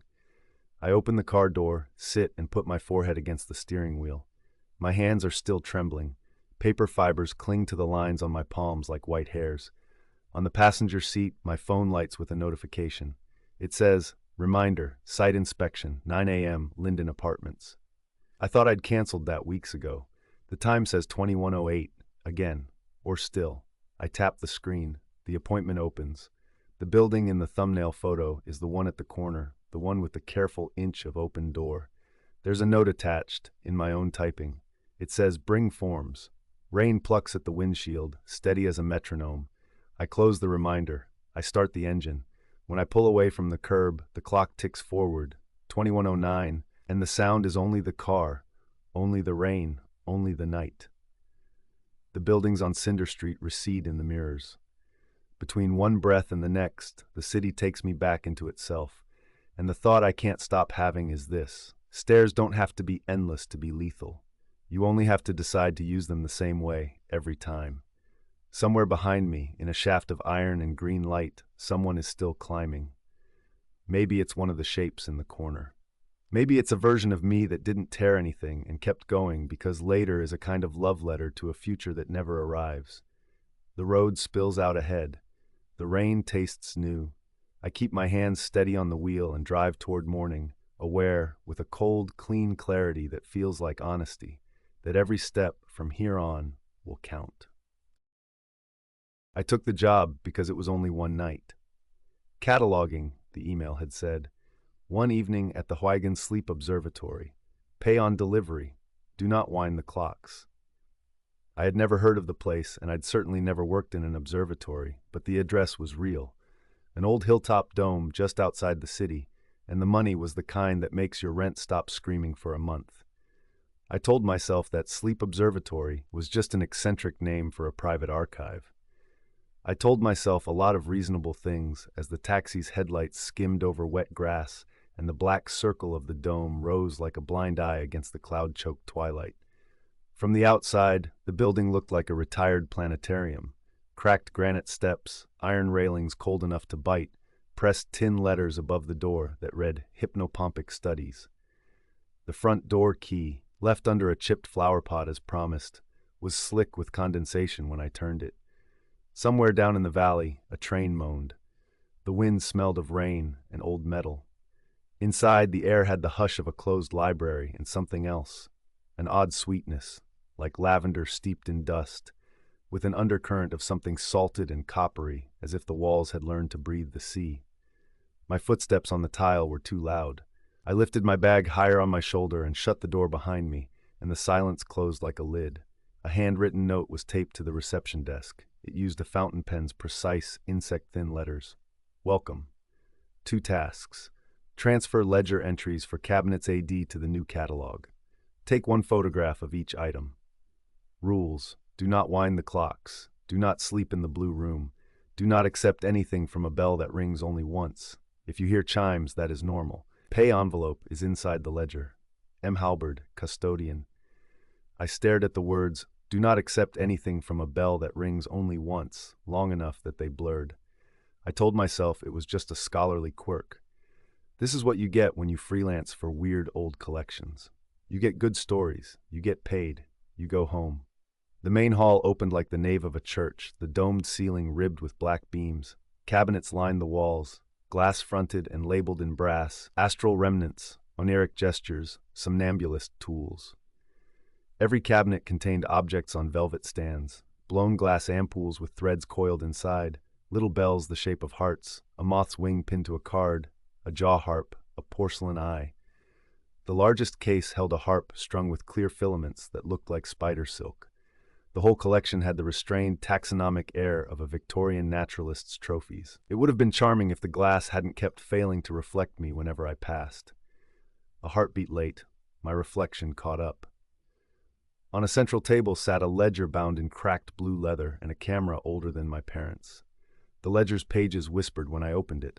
The handwriting inside had the same thin precision as the note on the desk.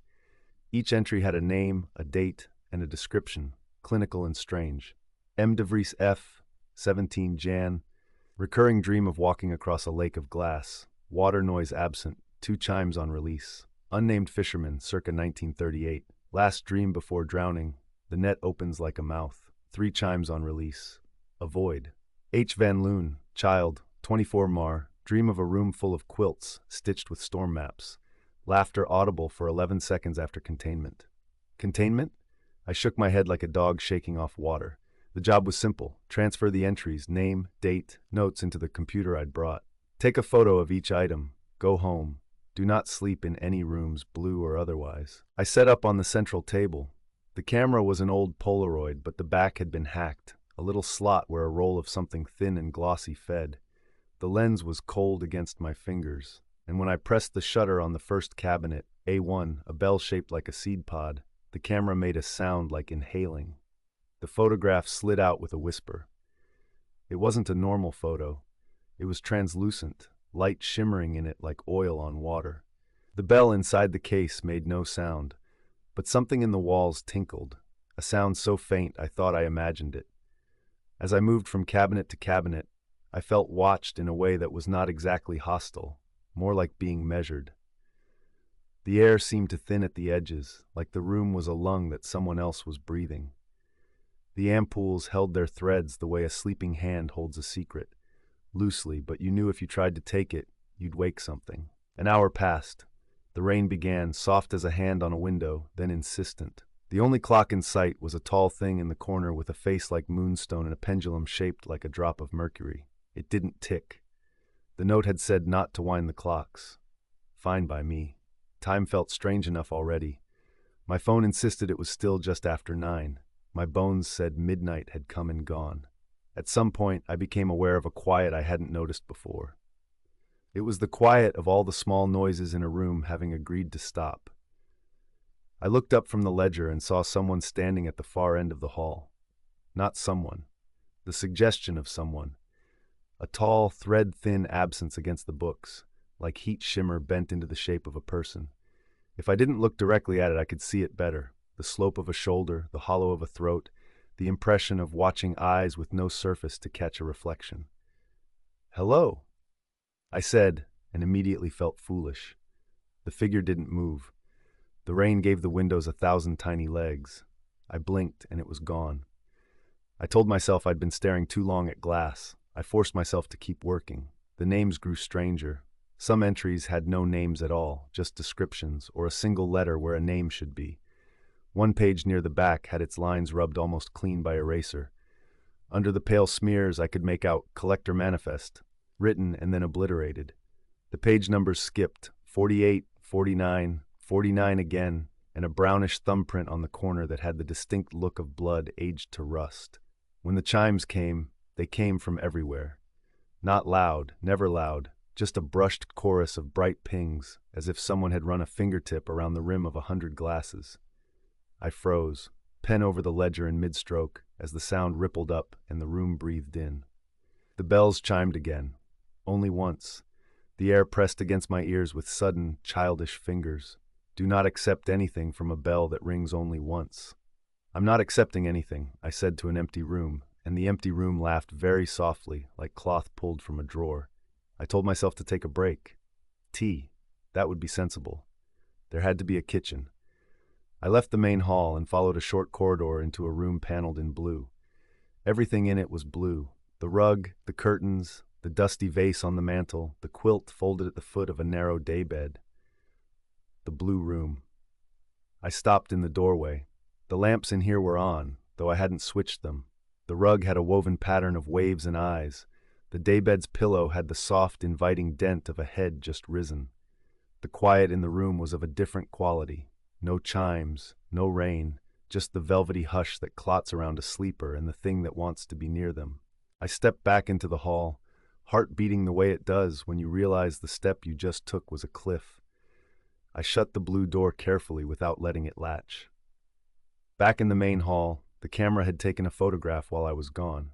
It lay on the table, slick and shivering faintly. The image was dark and shallow, like looking into a well. At the very bottom of it, a figure lay on the narrow daybed in the blue room, coverlet folded to the waist. My hair, my jacket, me. Asleep, my throat went dry. The camera's lens regarded me with a black pupil. I flipped the photograph and wrote in pen, "No," as if that would help. My eyes had that sandy feeling you get on buses at night. I hadn't felt tired until I was told not to be. Now my body was negotiating behind my back. Just 5 minutes. Just lie down for a second. I could feel the shape of the daybed even from here. It was exactly the length of my spine. The pillow had my name written in lint. I pulled the chair out from the central table and sat, hard. I forced my attention back to the ledger. Names, dates, a child's dream of quilts, an old woman's recurring walk across glass, a fisherman's mouth of a net. The pages seemed to ripple as if they were underwater. "Cataloger," said a voice behind me, very polite. I turned so fast I nearly fell.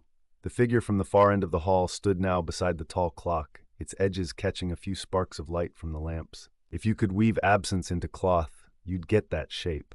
The floor complained under it, a long, tired groan. Its head tipped a little, like a bird's, as if choosing which angle to look at me from. "I'm almost done," I said, because the stupid part of me still believed this was a job, and all it wanted was a good attitude.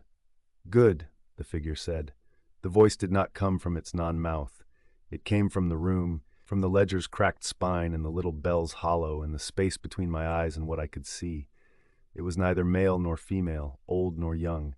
It had a curator's patience. "Have you found yourself yet?" I licked dry lips. "Excuse me?" "In the ledger." The head tipped the other way.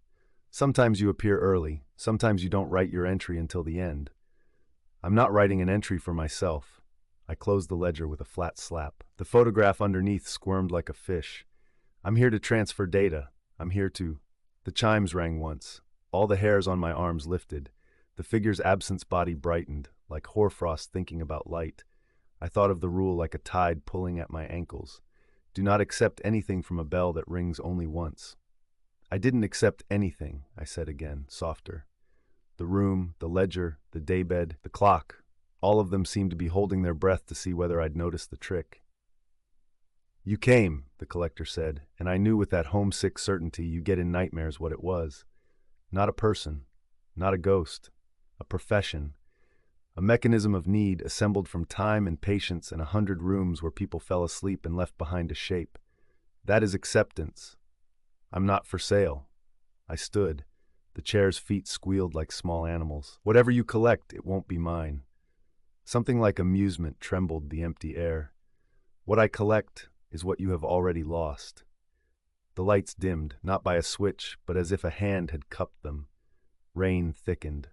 Somewhere a door closed without sound. The photograph on the table warmed under my palm and then cooled like a thing that had just breathed its last. When I lifted my hand, there was a second photograph beneath the first, though I hadn't taken it. In it, I stood at the edge of the blue room, head turned toward the bed, one foot already inside. No, I said. I pushed back from the table. The old camera pivoted its black eye toward me as if it were taking aim.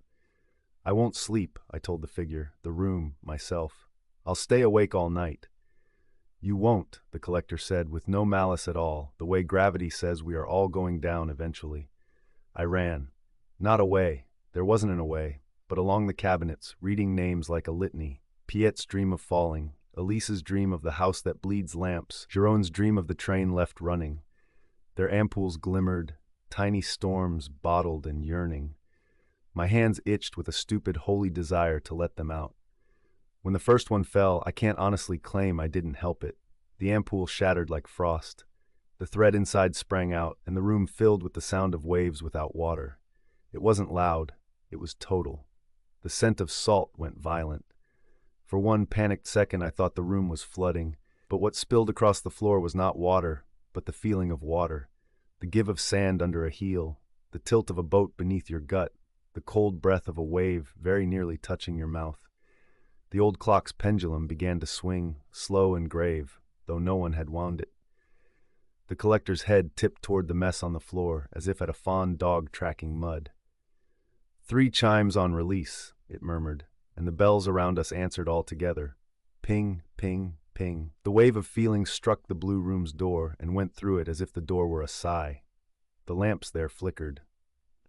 For a moment in that deeper blue, I saw a child sitting on the daybed, legs kicking. Her hair lifted as though in a breeze. She looked like a smudged memory. She lifted her face to me. It was not a face I knew. It did not matter. She laughed once, exactly 11 seconds long, and then the blue sank back into itself and the bed was empty. Stop breaking things, the collector said mildly. I'm not a thing. My hands shook. I picked up the camera. It hummed like a cicada in my palm. What are these? I nodded at the cabinets, at the miles of dreams sleeping in glass. Exhalations, the collector said. We keep them so they do not cling to the living like wet sheets. We keep them so the sleepers can wake up. Who's we? My voice broke on the question. I found the ledger again without meaning to. The pay envelope lay inside, thin and hopeful. Under it, a fresh page as yet unmarked. The pen waited beside it, a small black bone. The figure's not face turned toward the ledger the way flowers turn toward sun. We are only ever one. Call me an institution wearing a coat of a man. Call me a need that learned to speak. Call me what you've just called me. Collector. The void where its hand should have been lifted unfolded into absence fingers. Right, I won't. You will. It said, still with that curator's patience. You will make an entry for the dream you are willing to give. You will put it in a bottle for me. And in exchange you may leave the rest of yourself here, safe. I don't want to leave anything here. My chest had gone too tight, my vision edged with snow. The blue room's open crack seemed to fill my peripheral vision even when I looked away. I had that sleepy vertigo of almost falling asleep at red lights. I did not move toward the bed. I did not. Every muscle ached with the effort of not. Then bring me what you brought by accident, the collector said. That will do. I didn't understand until I did, and the understanding was like stepping into a drop you'd thought was a shadow. I had come not just because of money. I had come because for months I had been waking with something stuck to me. Not a nightmare exactly. A dream that had no story, only a texture. Cold fabric, the weight of a hand, a smell like damp wool. After those nights I moved through days with threads caught on my ribs. I had brushed them off at stoplights, shaken them out while washing dishes. They had not come loose. I had been hoping a change of scene would dislodge them. I had brought the dream with me like burrs. "I don't want it," I said. I heard how small I sounded. "Take it." The collector inclined its head, an archivist receiving a bequest. "Not sleeping in the blue room," I added with what little dignity I had left. "It isn't necessary." It moved without moving, a fold in air, a long seam opening. My ears popped. The chimes rang once, like a coin dropped down a well, and in the space inside that one sound, I felt the dream unhook from me. It hurt in the way splinters do when they're finally pulled. The ache of it was almost pleasure. On the table, an ampoule rolled out of nothing and lay waiting, glass dew on its surface. The thread inside was exactly the color of a bruise you can't see. I picked it up. It was warm. "You said not to accept anything from a bell that rings once," I said. "You aren't accepting," the collector said. "You are giving. There is a point at which the sensible thing and the only thing are the same." I unscrewed the ampoule's cap and breathed over it as if fogging a mirror. The thread quivered. The room shivered as if something in it had been comforted. The ledger opened to a fresh page. My hand, traitor that it was, took the pen. Name redacted by request. Tonight, texture of a grasping hand without owner. Smell of damp wool. 8 seconds of relief upon release. When the ink dried, the thread inside the ampoule settled like a sleeping hair. The ache in my chest eased. Something in the dome overhead made a sound like a mouth closing after the last bite. "Thank you," the collector said. I waited for a price. I waited for teeth. What I got was the sound of rain deciding it had done enough. The lamps grew warmer. The old pendulum slowed and stilled. The blue room remained closed, the pillow cold, the daybed empty. I was breathing as if I had run very far and very fast, but the room smelled only of lavender and dust. The edges of everything firmed up like a sketch being inked.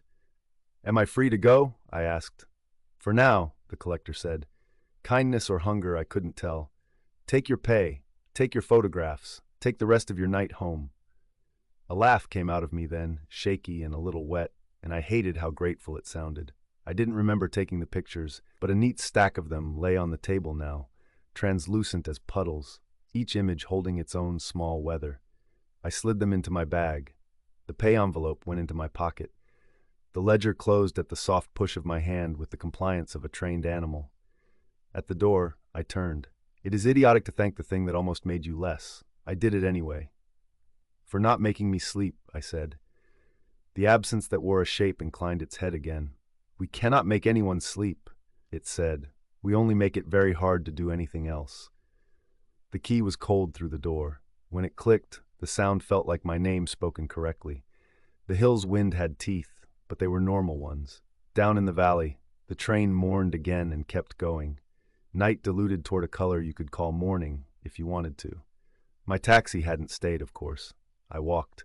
By the time I reached my street, the edges of what had happened had already blurred into the sort of story you second guess. You embellish it so you can ignore it. You ignore it so you can go to sleep. My apartment smelled of the mundane sins of old plumbing. The kettle took forever to boil. I made tea. I did not go to bed until the windows turned the color of a dry tongue. When I finally slept, I dreamt nothing. I woke with a sense of absence so clean and bright it almost hurt. I told myself I was cured. I told myself a lot of things. Around noon, after a shower and a bowl of cereal eaten on my lap, I opened my bag to find the stack of photographs. They were no longer translucent. They had developed in a way ordinary pictures do not. In the last one, I stood under the observatory's domed ceiling with the old camera in my hands, looking toward the blue room. Over my shoulder, beyond my oblivious posture, a thin absence in the shape of a person held up an ampoule to the light. Inside it, a thread just the color of a bruise slept. In the bottom of my bag was something I hadn't put there, a small glass bell, weightless as a cough. its clapper a sliver of dark metal. A note lay folded underneath it in fountain pen letters, for emergencies only. Ring once, M. Halberd. I held the bell up. Light crawled through it like water. The rules said not to accept anything from a bell that rings only once. This was a bell that would ring only once if I let it. My mouth tasted like pennies. I put it back in the bag. That night, my sleep was clean and thin as paper. The next night, too. It was almost disappointing, the absence of story.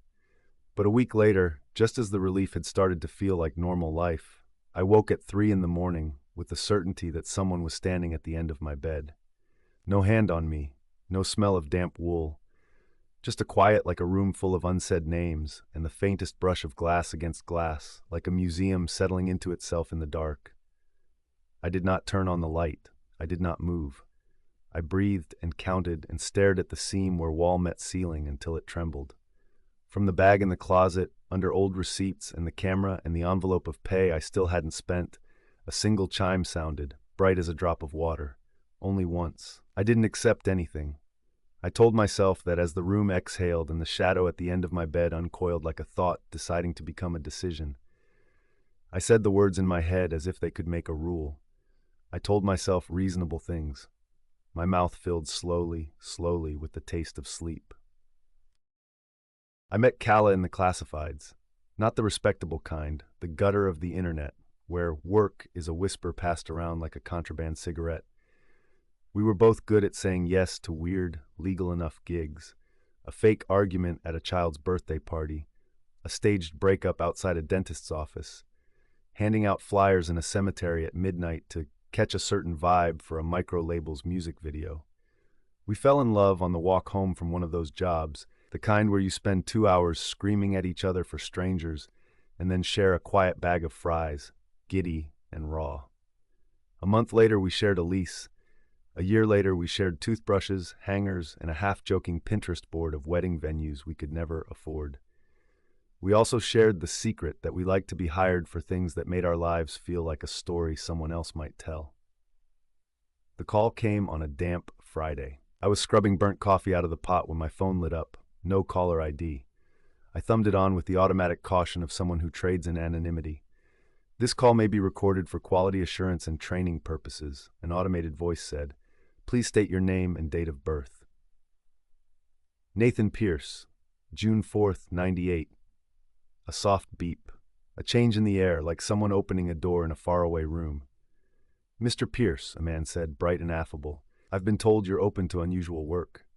He didn't say money. He didn't have to. By the time Kala got home after her evening shift, the voicemail on her phone matched mine word for word. We were picked up after dark by a driver who didn't speak, in a car that had the sterile scent of a rental, faint citrus and whatever kills worse smells. It took us past the lit parts of the city and into the polite blackness where warehouses go to shed their names. The building he stopped at was anonymous concrete, with a white stripe around its midriff, like a bandage. Inside, the air shifted. The hum of industrial fans became the whine of modern climate control. The world narrowed to white corridors, polished floors, and doors that sealed like a freezer's. People in gray scrubs walked briskly with clipboards that had no paper on them. The light was flat and perfect. I could see the pores on Kala's nose. She squeezed my hand hard enough to make my knuckles click. A man met us in the lobby as if we'd been expected all our lives. He looked like every picture of a director you've ever seen. Immaculate suit, hair tamed back, smile just generous enough to suggest that he knew you didn't belong here and that he'd allow it. Mr. Pierce, Miss Aurelia. He tasted our names like a chef sampling a sauce. I'm Dr. Vale. Welcome to the office for experiential modeling. Oh, EM, Kala said, amused, catchy. You'd be surprised how much depends on a good acronym. He beckoned us down the hall. We build and test experiences, scripts, environments, stimuli. We find out what works on people and what doesn't. Marketing? I asked. Everything is marketing, Mr. Pierce. His smile didn't change, but the edges of it cooled. But think of us as a lab, side effects monitored, risks compensated, quality assurances in place. He said quality assurances the way one says seatbelts, gently reminding you of velocity. They took us to a small room. Metal table, 4 chairs, no windows. the kind of space that exists anywhere and nowhere. A woman with a tight bun brought papers for us to sign. Words like liability and confidentiality glowed cleanly back at us. It occurred to me that I didn't know what the organization actually did. It occurred to me that I was going to sign anyway. Calla nudged me. Her eyes were lit from within, that black sparkle look she got when we stood in the wings.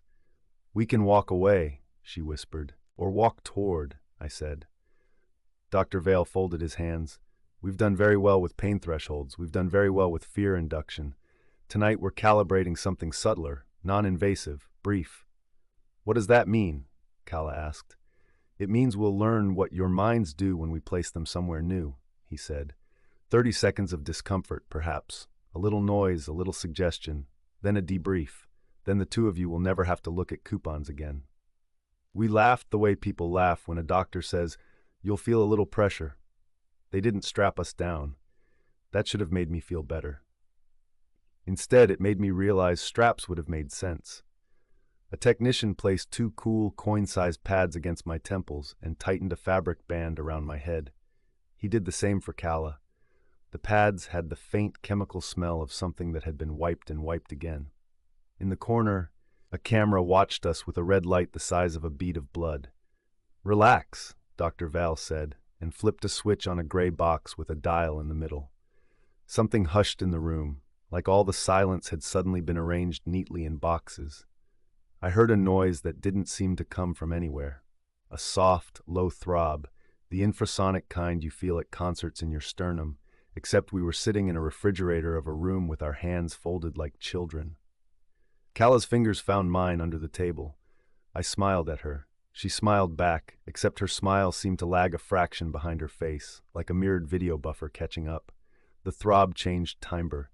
Somewhere down the hall, a door clicked. At least, it clicked in my head. The light grew brighter, then flatter, then sort of granular, the way a sky looks in a JPEG when you zoom too far. A shadow walked behind the glass of the door that wasn't there. "Nate," Calla said. "I'm here." The words came out wrong in my own ears. They hung threadbare in the air, like I'd said them yesterday, and they'd just arrived. My heart dug its nails in. 10 seconds, Dr. Vale said cheerfully. His voice filtered through cotton. The sound tunneled.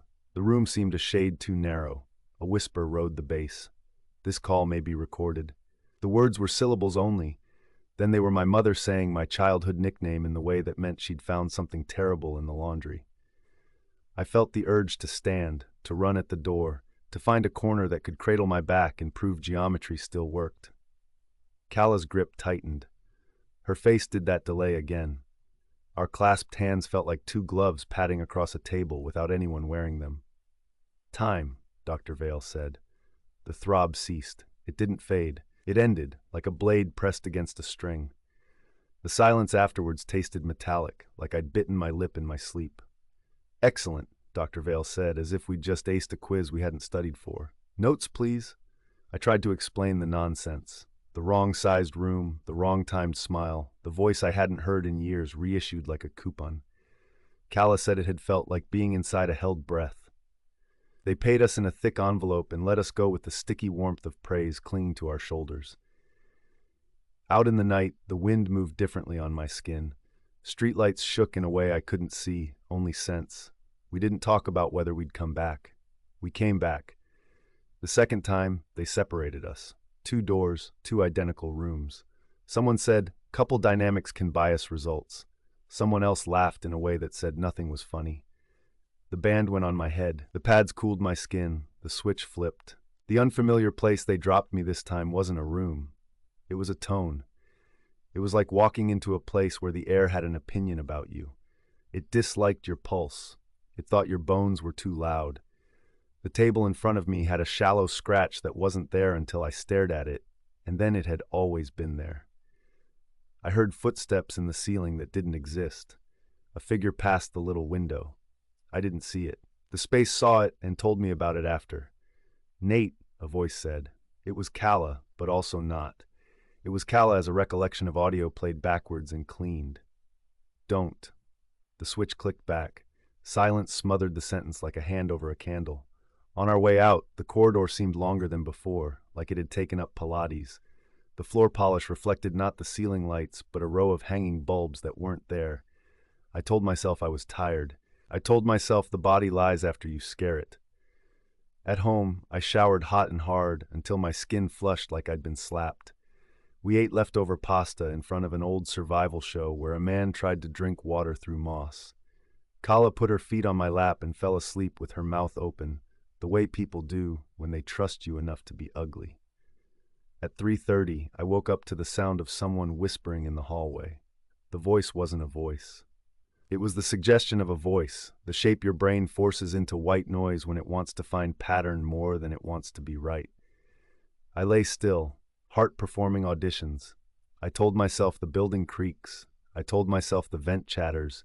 The whisper persisted, an almost phrase repeated over and over, a tape loop stretched thin, for quality assurance.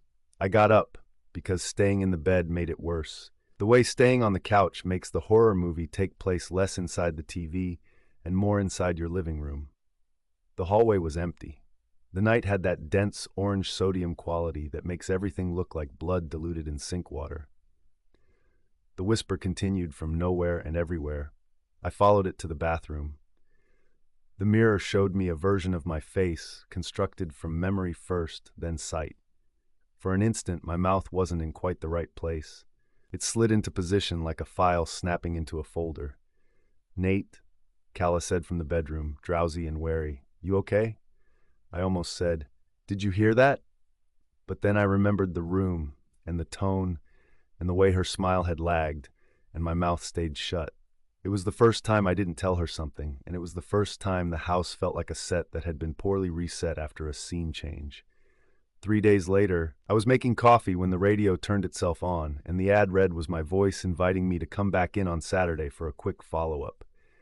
It was exactly my cadence, the way I stressed the first syllable of Saturday like the word tastes better at the front. The station ID chimed, bright and harmless. I turned off the radio. I unplugged it. The advertisement kept going for 2 heartbeats after the cord left the wall. I didn't tell Calla.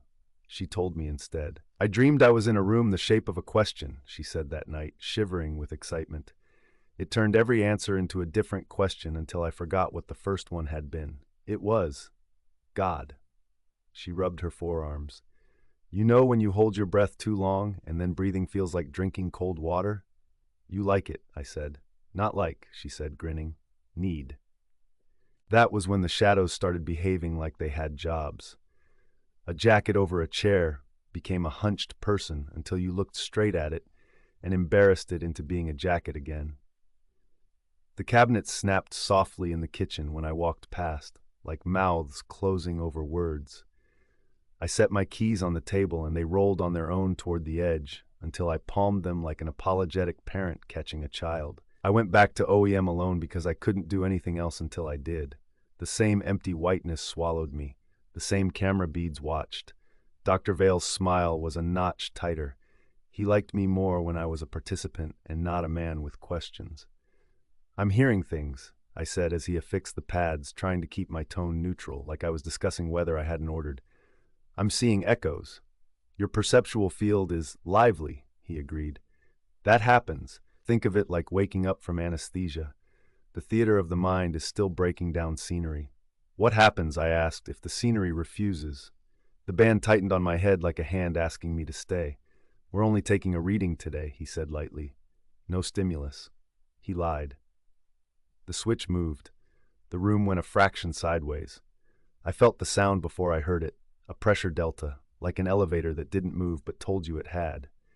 And then the intercom rustled, though there was no intercom, and Calla's voice came through, raw as skin rubbed in salt. "Nate, stop." Her scream wasn't a scream like in movies. It was the sound of a thought breaking in half. It had no throat in it. It had the indifferent purity of a smoke alarm. I tore the band off.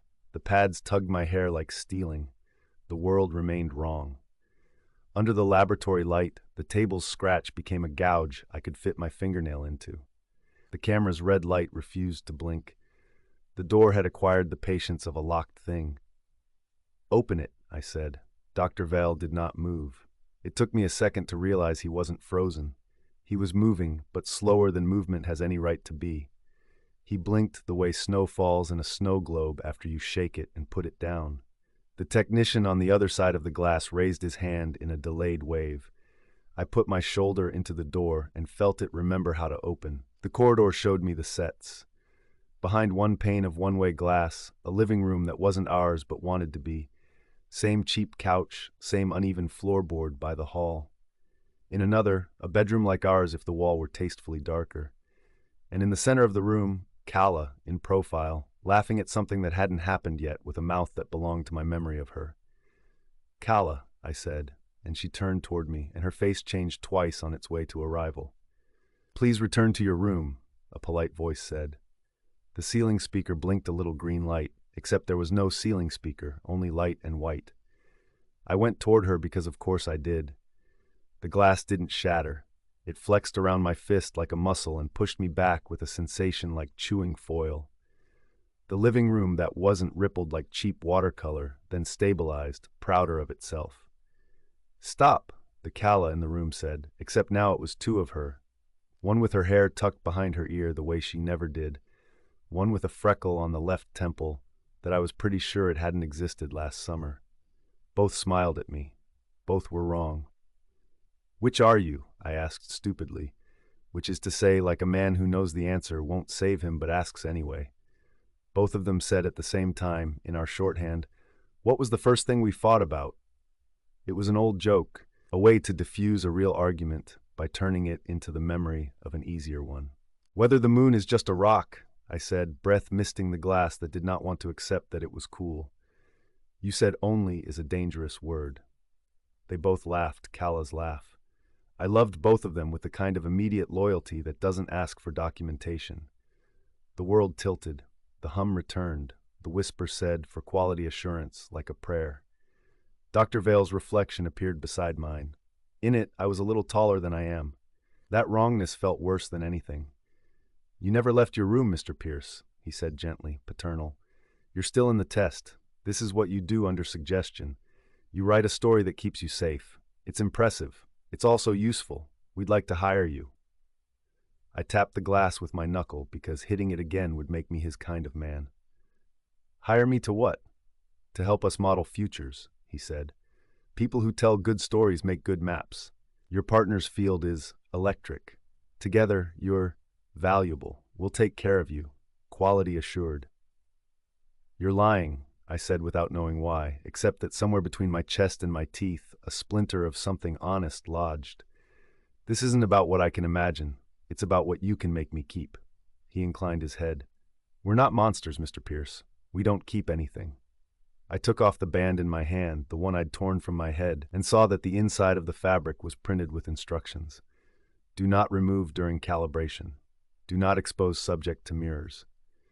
In the tiny reflection the band's metal gave back, my eyes were a fractional degree closer together. I put the band back on.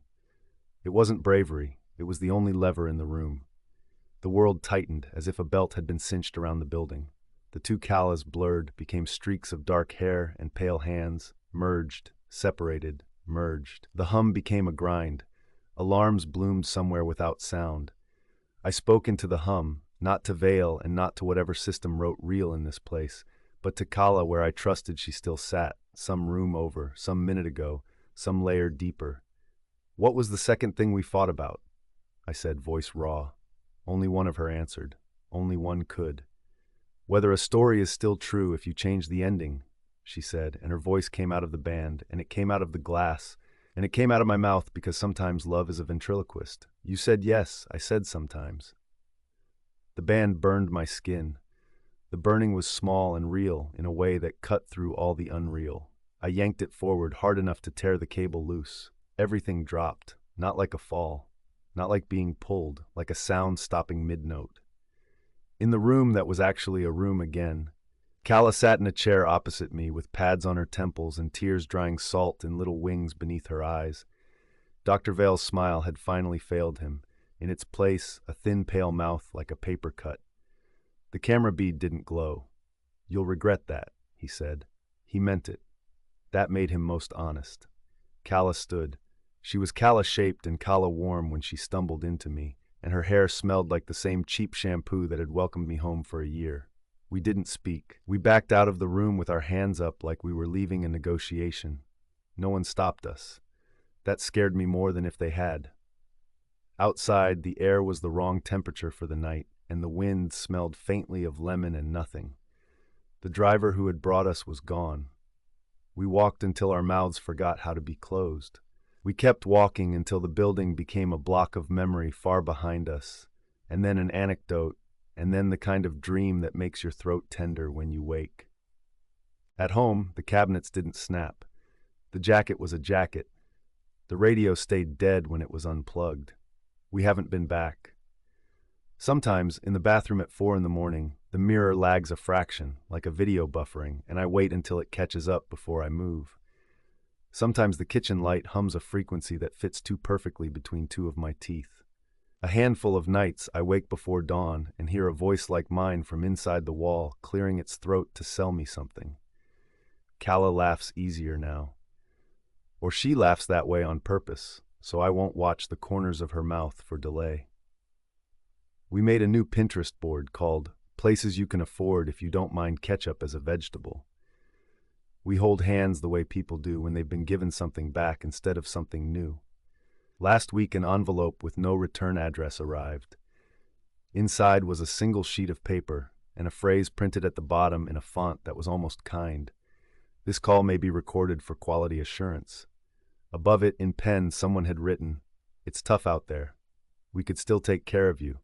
We burned it on the stovetop because sometimes drama is the most practical thing. The smoke smelled like ink and something citrus that wanted me to open my mouth. "What if that room is still around us?" I asked after, when we lay in our clean beds and our safe walls. "What if we never left?" Calla turned her head on the pillow and looked at me, a heartbeat after the rest of her face. The lag made my eyes water. She reached out, slow and deliberate, and put her palm over my ribs. The pressure of it was as ordinary and immediate as a door that hinges the way it should. "Then we keep telling the ending," she said, "until it listens." I waited. The house breathed. The night pressed its cool ear against the window. Somewhere, a distant switch flipped, but this time it sounded like a neighbor's light, not a test turning itself on. For a long time I lay there, waiting for a voice to crawl up through the vents and sell me a better life. Nothing came. In that ordinary quiet, finally, my body removed its seatbelt and climbed out. I slept.